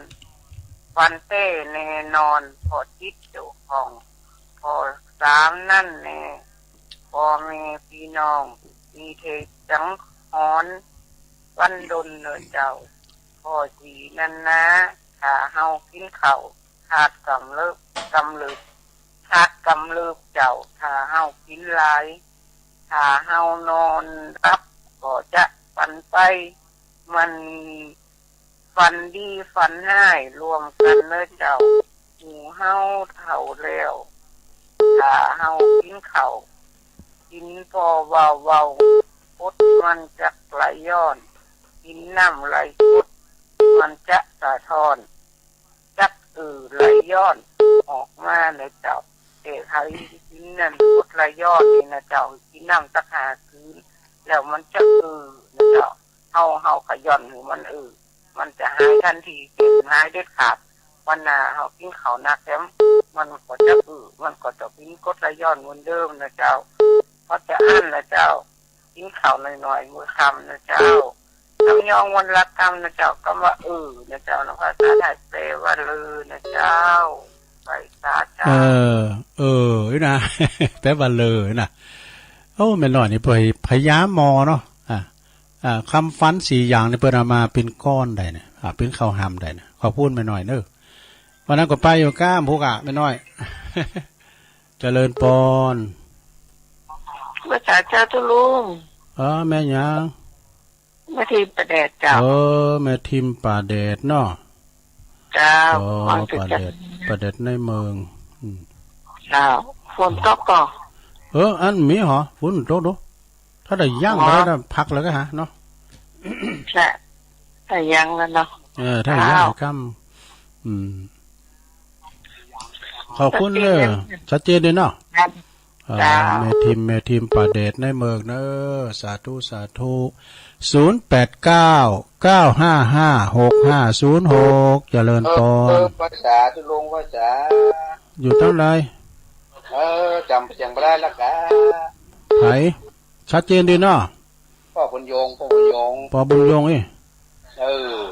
อบุญยงหางดงน้องหลวงพ่อเนาะ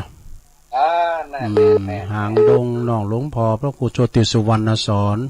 อยู่บ้านศาลากะบ้านศาลานะครับดีหน้าที่สังทองนะปีนว่าปีนในบ่เนาะมันจะปีนี้เนาะปลายปีในบ่เนาะเพื่อจะพระราชทานเพลิงศพปี66ปี66ตะปล่อยหล่อปล่อยหล่อครูบาเข้าภาษานะรู้ว่าเดือนกุมภาพันธ์จะปล่อยหลวงกำอยู่กุมภาจะมีปล่อยหลวงกำเนาะปล่อยหลวงศาลานะครับศาลาเปิ้นงามได้กับวัดเปิ้นก็งามแล้วพอลมลื่นได้ศาลาพักศพก็เปิ้นก็งามแต่ตะลุงกะไปนอนดูกู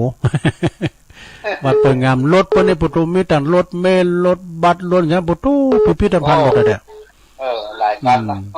รถแลนด์โรเวอร์ก็มีขอบคุณปบุญยงเด้อครับผมหางดงนี่เป็นโยมหนองของหลวงปู่พระครูโชติสุวรรณสอนหลวงปู่ทองคำเนาะเจริญปอนโอ้ยข้าเจ้าตุลุงนางจังหวัดคนยองอินเนาะ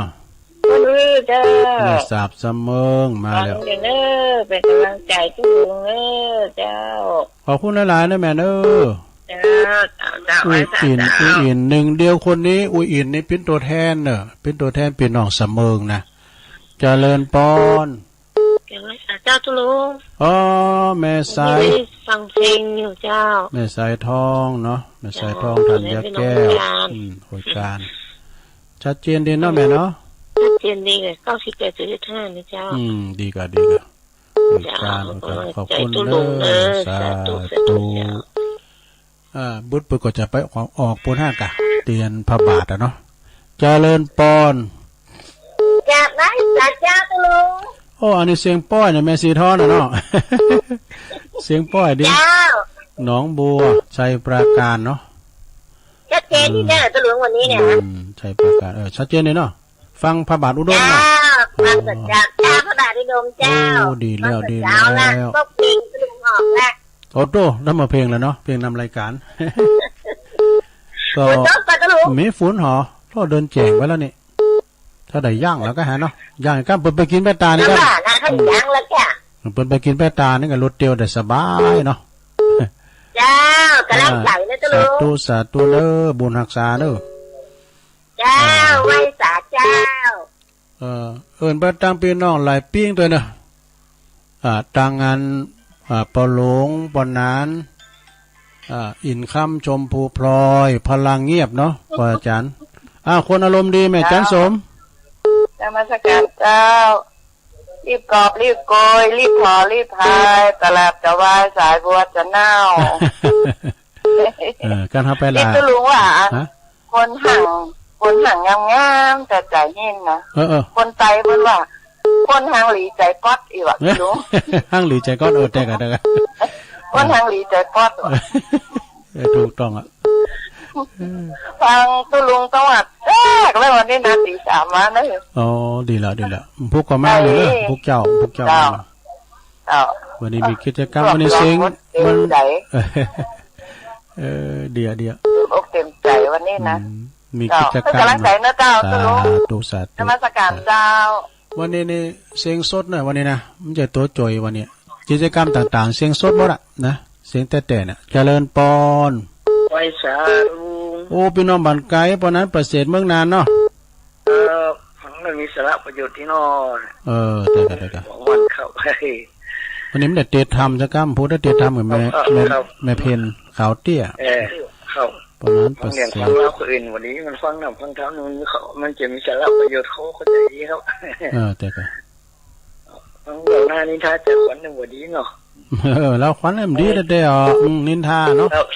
เนาะเสียเป็นเสียตัวเสียแม่น่ะโอ้เปิ้นตุกเบสเสียคองนี่น่ะเนาะเราขวัญนินทาเปิ้นบ่ดีนั่งฟังธรรมนี่มันบ่ผิดศีลผิดธรรมเนี่ยครับฟังมันจะมันใจมีว่าฟังธรรมมันดีครับเนาะยินดีปนานหลายๆเด้อ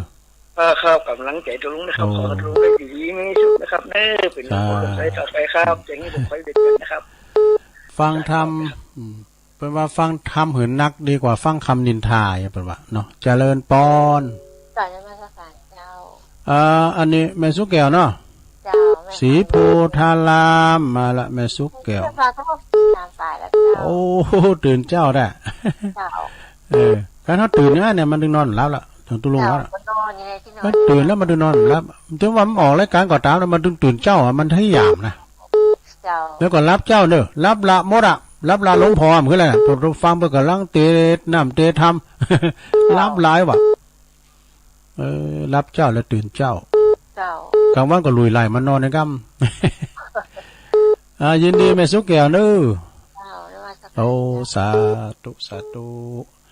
0899555656เจริญปอน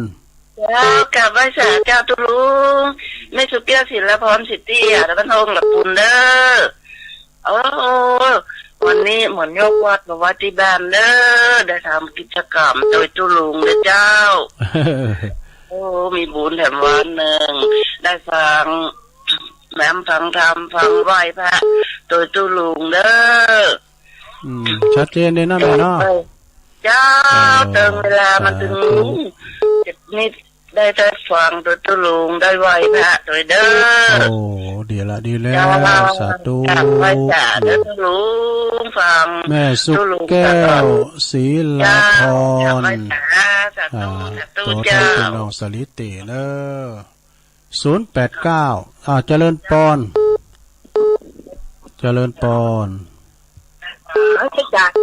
ยายพรออกตัวจ้าไปหน่อยยายพรร้องโวแดงมาโทษเจ้าเรามั่งสิ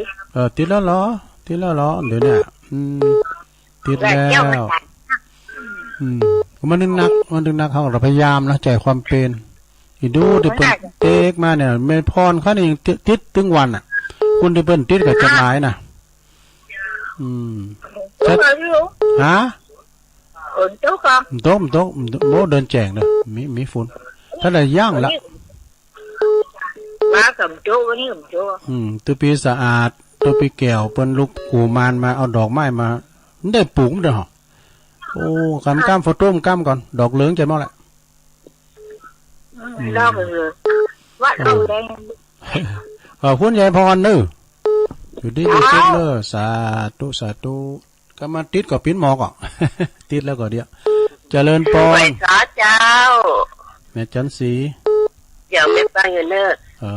อาจารย์บดีพงศ์ขอบคุณดังๆแต่ว่ามาคุมเขามือที่บ้านแม่เนาะไม่ได้บอกเพิ่นจนนั้นเป็นประกาศแล้วตอนแรกแม่จะขอเงินก่อนว่าบุญเด็กบุญวายนะบุญรักษาตัวเต็นเนอร์เขาเป็นยังตลอดนะแต่นุโมทนาบุญเป็นเนิมในเป็นเด็ดเป็นตัวก็จะสงใจไปเนาะเป็นยังเพราะว่าเขามีงานหรอกเนาะประบาทมันจับกันจับกันเจ้าสาธุอาจารย์มหาสมพงษ์ประมาปิ้นตุหลวงสันกำแพงหมดโอ้เคยกันดีกับปุถุอันนี้ก็นักปราชญ์เด้อท่านอาจารย์สมพงษ์เปิ้นก็อยู่พระบาทมาเก่าเจริญปอนข้าพเจ้าเจ้าฟองคำติดแก้วว่าเขาบัดตองเจ้าแม่ฟองคำสอดมนต์เจ้าไปบาทโยกวัดมาบ้านนะเจ้าพระเจ้าป่าไผ่บ่อทองเนาะอันนี้แม่ฟองคำติ๊บแก้วเจริญป้อนข้าพเจ้าตะลุงแม่สมพัฒน์เจ้าฟังแต่เจ้าแล้วเจ้าโทแม่ย่อยสันทรายเนาะแม่ย่อยสันทรายที่กะติดอยู่เนาะฟังทำของมวดดีวันนี้บุกยะเตทำปืนเมืองกะวันนี้เป็นพิคติธรรมต่างๆเนาะก็ได้เอาคติธรรมดีของอาจารย์นิพนธ์นะครับอาจารย์นิพนธ์เป็นหือลิ่นนึงเอาตังในจ่ายสาธุเนอเอาเอาคติธรรมตังในเน็ตพองของนิกรชัยน้อยพองเนี่ยกะของตังดอยน้อยพัฒนาน้องหานสันทรายประสงค์มาก็มีหลายมันอ่านแท้นเนอะประสงค์มาขอคิดจะดีจะเดียเจริญปอนไม่สาเจ้าตะลุงไม่สาวันรักนะเจ้าอันนี้เป็นน้องชัยปากการกันเนาะตะลุงแบบไปแปะกับเปิ้นกับเจ้าน้องเปไปอยู่น้องเปก็ไปนะกะตะลุงก็ไปไปตัววันเมืองแปนี่ก็พวกอะไปกะเจ้าไปอยู่ปักตะลุงตั้งแต่2 โมงครึ่งแล้วเจ้าโอ้ขอบคุณหลายๆเด้อยินดีหลายๆเจ้าไว้สานะเจ้าตะลุงชัยปากการบนเด้อนี่นะเชียงชัยปากการหิมฟางบ่กะก่อนนี้อำเภอฟางนั่นเนาะไปอยู่พวกก่อนตุ้งก็ไปอยู่แต่เพิ่นออกรายการอันก่อนเวลาเลยดอก5 โมงก็รอหมุนรถมาครับเจริญปอนไว้สาเจ้าตรงแม่จันติบโอ้แม่จันติบกับมึนนะแกเนี่ยมันได้โทรหากันเนี่ยแล้วก็ไทยไปเดียวเนี่ยเกียรติกล้ารามเนาะวันเข้าภาษาบอกเพื่อท่านอาจารย์เจ้าจากไข้หัวเขาลูกขวายนั่นก็ไม่ฟังลูกขวายลูกขวายปิ้นหยังรับดีก็ดีแล้วคุณเฮานี่มีความสุขกับนอนรับเนาะดีแล้วโธ่การนอนรับนี่มันนอนบ่รับนี่มันหมดนะตุลุงตะวันเนี่ยรับดีโธ่รับละวิทยุอ่ะตื่นเจ้ามากับนาฬิกาปลุกกูกามกูเตือนเฮาปลุกนาฬิกากูเดี๋ยวนี้มันปลุกเฮามันรับดีเลยกันมั้ยรับดีรับรักสดชื่นดีสดชื่นได้กะถ้ามันนอนบ่รับในกะบ่ฮู้จะแย่งใดผมเป็นยังก็เฮาก็กินยาไปว่ากะเนาะขอบคุณแม่จันติบหลายๆเด้อฝากไหว้สาบารมีธรรมหลวงพ่อด้วยเด้อท่านพระครูสันติเจติยากรเจ้าวัดเกตการามไหว้สาบารมีธรรมหลวงพ่อด้วยนะครับเด้อเจริญปอนติดแล้วสายใหม่เข้ามาเจริญปอนไว้สาครับโอ้ปอถันนัดมาแล้วปุตตะปิโนของเป้าวันนี้แรงแน่วันนี้ลุงตัวนะครับ โอ้ขอบคุณหลายๆนะครับครับผมไว้สาครับปอถันนัดนี่เพิ่นอยู่พวงเป้าหมู่4นี่นะพวงเป้าหมู่10ไม่ก็มีไหนหายไปหมดไหนแม่เลี้ยวเขาก้านี่แม่โบคีเขาแม่โนนเขาน้องตายเขาโทรมาพร้อมกันเด้อฟังอยู่ก็เจริญปอนครับไหว้สาจากไหนเรียกมาบ้านนอกเนาะหลวงพ่อมานิดมาแล้วสายบุญกึดเติงหาบอกคือแม่พรเนอะถ้าโทรบัดติดง่ายๆก็จ้า านเรายังไม่น้อยว่านั่นเนอะ จานเนาะจานเนาะ จานเนาะจานก็พยายามอย่างเนาะได้กันจานพยายามเอาตื่นควายก็พยายามจานนะตื่นเจ้าเนาะอันเดียวนักนี่มันกินน้อยรับน้อยนะเนาะแล้วก็อิ่มเหมือนกันเนาะลุงเนาะครับแม่น่ะถ้าตื่นแล้วผมใครรับอ่ะมันจะอย่างเงี้ยแต่ก่อนจอมยุทธมันเล่นตลกเลยนะตื่นมือตาไปละตื่นแล้วก็มือตาจอมยุทธหายเสียอ่ะนี่ถ้าตันก็โทษส่วนนอกวันตึกตันผมก็จานนะคำเดียวนะโอ้นักการจานเนอะไม่น้อยจานไม่พรกันเนาะไม่พรยายพรล่องหัวแดงมาอยู่ใกล้ว่าทองหมุนปดตกจะห้องคนนึงคือสัก2 เข่ง 3 เข่งมั้งฟังไฟอู้ก่อนไปวันนี้มันสับเนาะกะพูกว่ามาอยู่แต่ว่าแม่ไฟก็โทรถามว่าจะไปพวกแปะพวกไม่ได้ไปแม่เอ้ยเนาะนี่ไม่ได้ไปพี่ยังแต่ตัวลุงไปละเอาไปเตือนหนาเนาะกำลังให้ได้พรมันฟูกเลยนะเป็นหาอยู่กับวัดกับวานะบนมาทำบุญกันหลายด้วยวันนั้นไปโดยนักแก้วแล้วกันโหปะกันสักครั้งมันที่เอาไปสวดมนต์มันก่อนนั้นที่14ได้การเต็มความสื่อนี่ตัวลุงแดงให้ไปเถิดอ่ะวันนั้นตัวลุงแดงมาด้วยนะค่ะคืนนี้มีมูลปนมาเตะเขาดำแล้วผมเป็นเจ้าพาเป็นแถววัดเขานี่ในห้องบุญนี่นะคนเท่าอายุ94โอ้อายุหมันยืนยาวเสียศพมันเนี่ยเกือบ100นะข้าม6 ปีได้เนาะลุงมาสัก100เนาะไปไปเมืองน่านไปลำปางไปเชียงรายไปได้หมดนะไปเดี๋ยวมาอยู่กับว่าทำหมอเนาะ100นะหมอเนาะเอาขอบคุณเนอะไว้สาโอ้ขอบคุณหลวงพ่อเนอะสาธุหลวงพ่อมานิษฐาวโรนะสำนักสงฆ์ห้องบุญเนอะโทรมาให้กำลังใจตัวลุงโตยเจริญปอนให้เสียเจ้าตัวเองอยู่ตั้งใดแม่หยังปีตาดีเจ้าอันแม่โหลรุดไปแล้วกันโหลก็เลยแม่วันมันก่อเนี่ยหาตรงแม่วันมันก่อกะแม่วันจูเต็มได้ตรงการงานนี่หนักต้องหรือเด้การงานมีหลายได้กะข่าวสารงานบุญก็เริ่มมีกันมาเด้อกลางพรรษานี่นะมีไฟมือไหนนี่ก็ไปเพี้ยนหยังก็เขาก็ถ่ายฟังเพิ่นถ่ายทอดด้วยนะฟังเหมือนกันถ่ายทอดจากสถานีวัดไฟหินเนาะจังวัน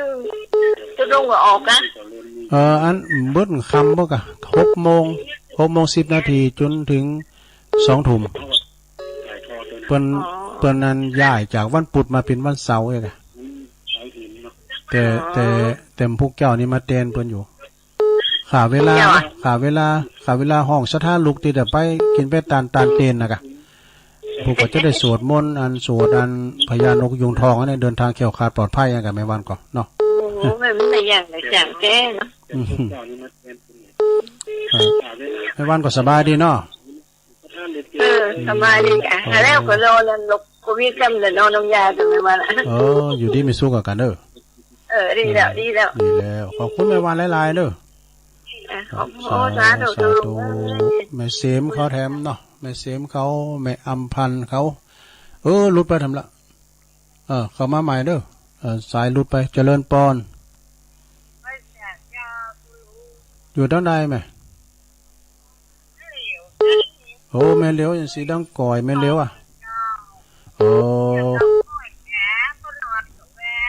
แม่เลี้ยวขงเป้า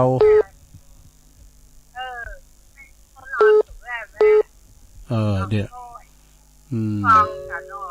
ฟังตลอดเนาะโดนพาดพิงเลยโทรมานี่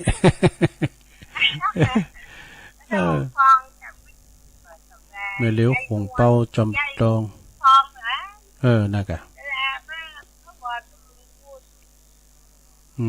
ขอบคุณหลายๆเด้อแม่เลี้ยวเด้อสาธุแม่เลี้ยวจากขงเป้าหมู่11จอมต้องเนี่ยในสถานเนอะ โตคงเป้าในปนชุมชนนั้นแน่นเนอสะท่าปุตุมีหลายหมู่ขนาดอะเจริญปอนราชการปนลุงนานปนนั้นอายปนนั้นอายราชการเราเนี่ยน้อยเนาะโป่งแพะโป่งฮะได้เนาะมันยาวกะมันยาวนะเอาจะเอาบุญหน่อยเอาเลยกรรมมีบางเนาะจะทำกรรมคนเท่านี้เกิดมาอย่างนี้มันตรงมันบ่เหมือนกันสัตว์และมนุษย์สุดแต่เหมือนกับรูปร่างผิวพรรณเขาดำต่ำเตี้ยต้องก็ปุ่มลำสมสันง่อยเตี้ยกินงอมืองอเจ้าจบมันเป็นแต่กรรมมันตันจบปุ๊บที่เขาได้สร้างปามาบางคนงามแท้แก้มดังหูตารูปร่างกายางามเหมือนหล่อเมาบางคนหล่อเหลาเหมือนโนพระเจ้าพ้องก่อบ่อเหลาพางหายเวลาตัวดินยกดินย่างย้ายเป็นคนมาใหม่สึงตึงเป็นอัมพาตแข้งลากขาดจึงพ้องตุ้ยลงพุงเหมือนอุงเราบางคนเกิดมาหน้าเหมือนคนเฒ่าเนื้อหนังเหี่ยวยานแก่เท้าปากแหว่งหูตันตาเลิศตาล้าวแข้งกุดแขนด้านก็มีตาหมอดรวมสามรูปหลังเหมือนผีพ้องหน้าตาดีปากบนไหลพ้องย่างยังกับหนาวเล้าเหมือนเป็นไข้สั่นตินมือสั่นยะกามคนเหล่านี้มีมากกระปะพ้องเป็นเหลียกห้อยเต็มคอหน่วยเต้าบักเป้าหน่วงเล้าเต็มคุณนกแก้หนอจนหลังปงอเห็นคอบ่ขึ้น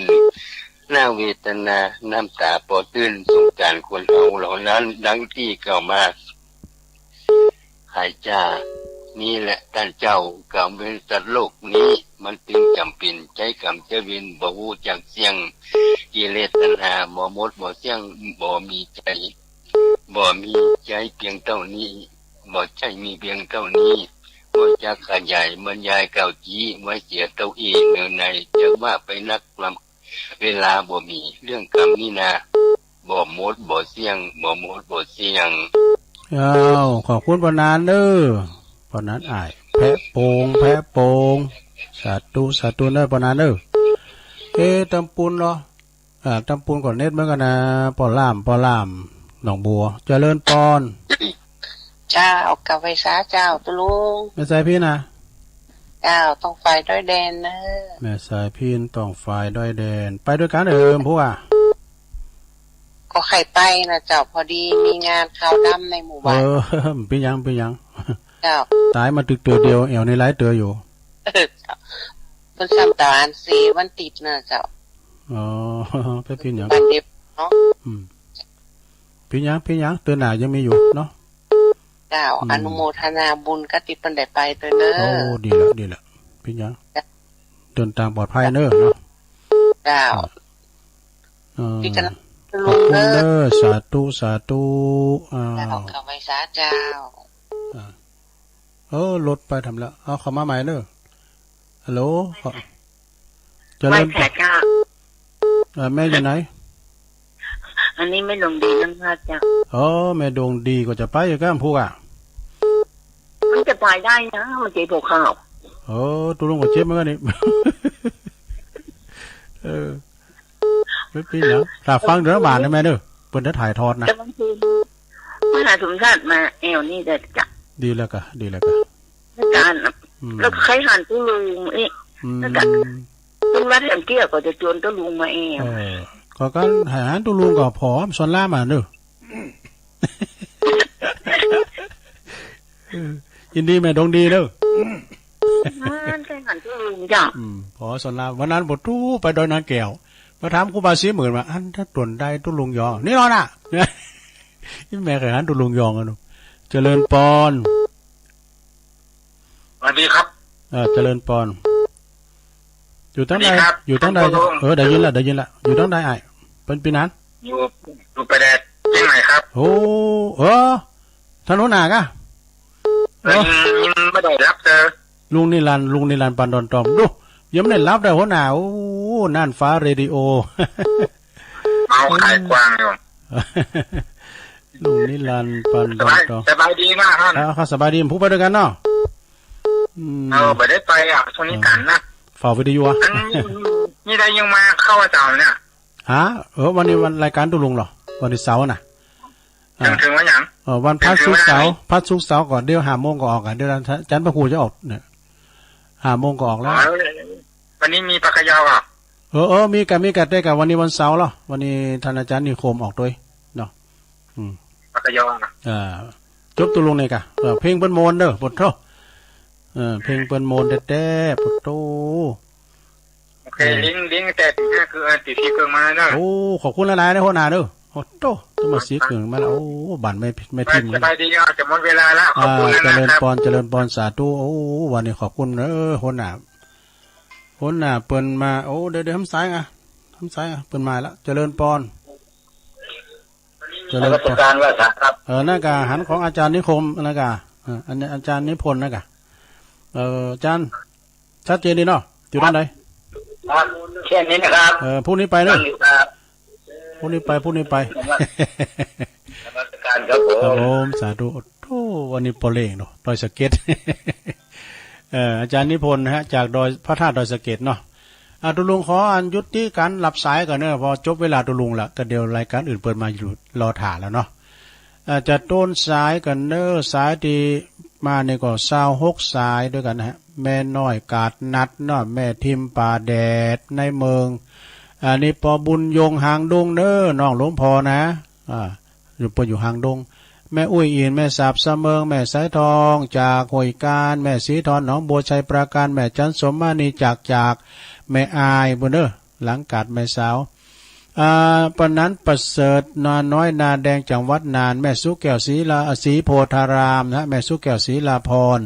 ยายพรล่องวัวแดงสันกำแป้งเชียงใหม่แม่จันศรีบ้านมะกอกแม่ฟองคำติ๊บแก้วจากป่าไผ่บ่อทองแม่สมผัดแม่ย่อยสันทรายแม่สวรักษ์ชัยปราการนะ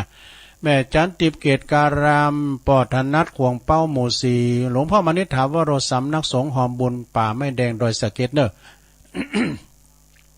แม่วันบันมะกอกแม่เหลียวขวงเป้าหมู่11นั่นแล้วก็มีปอนั้นอายนี่แพ่ป่วงพินปอจานวัดแพ่ป่วงเนอะแม่สายพินต้องไฟด้อยแดนแม่ดวงดีนำลัดแม่โยมหัวหน้าลุงนิรันดร์ปันดอนตอง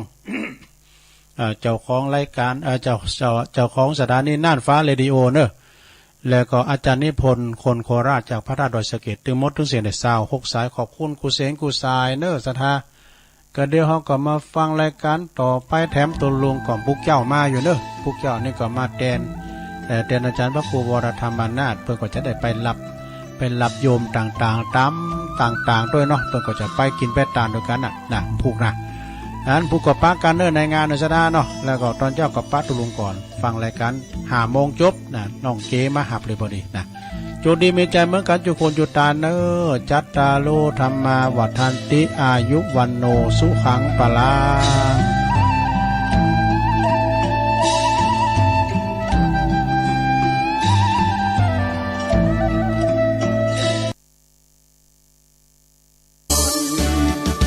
ชนทั่ว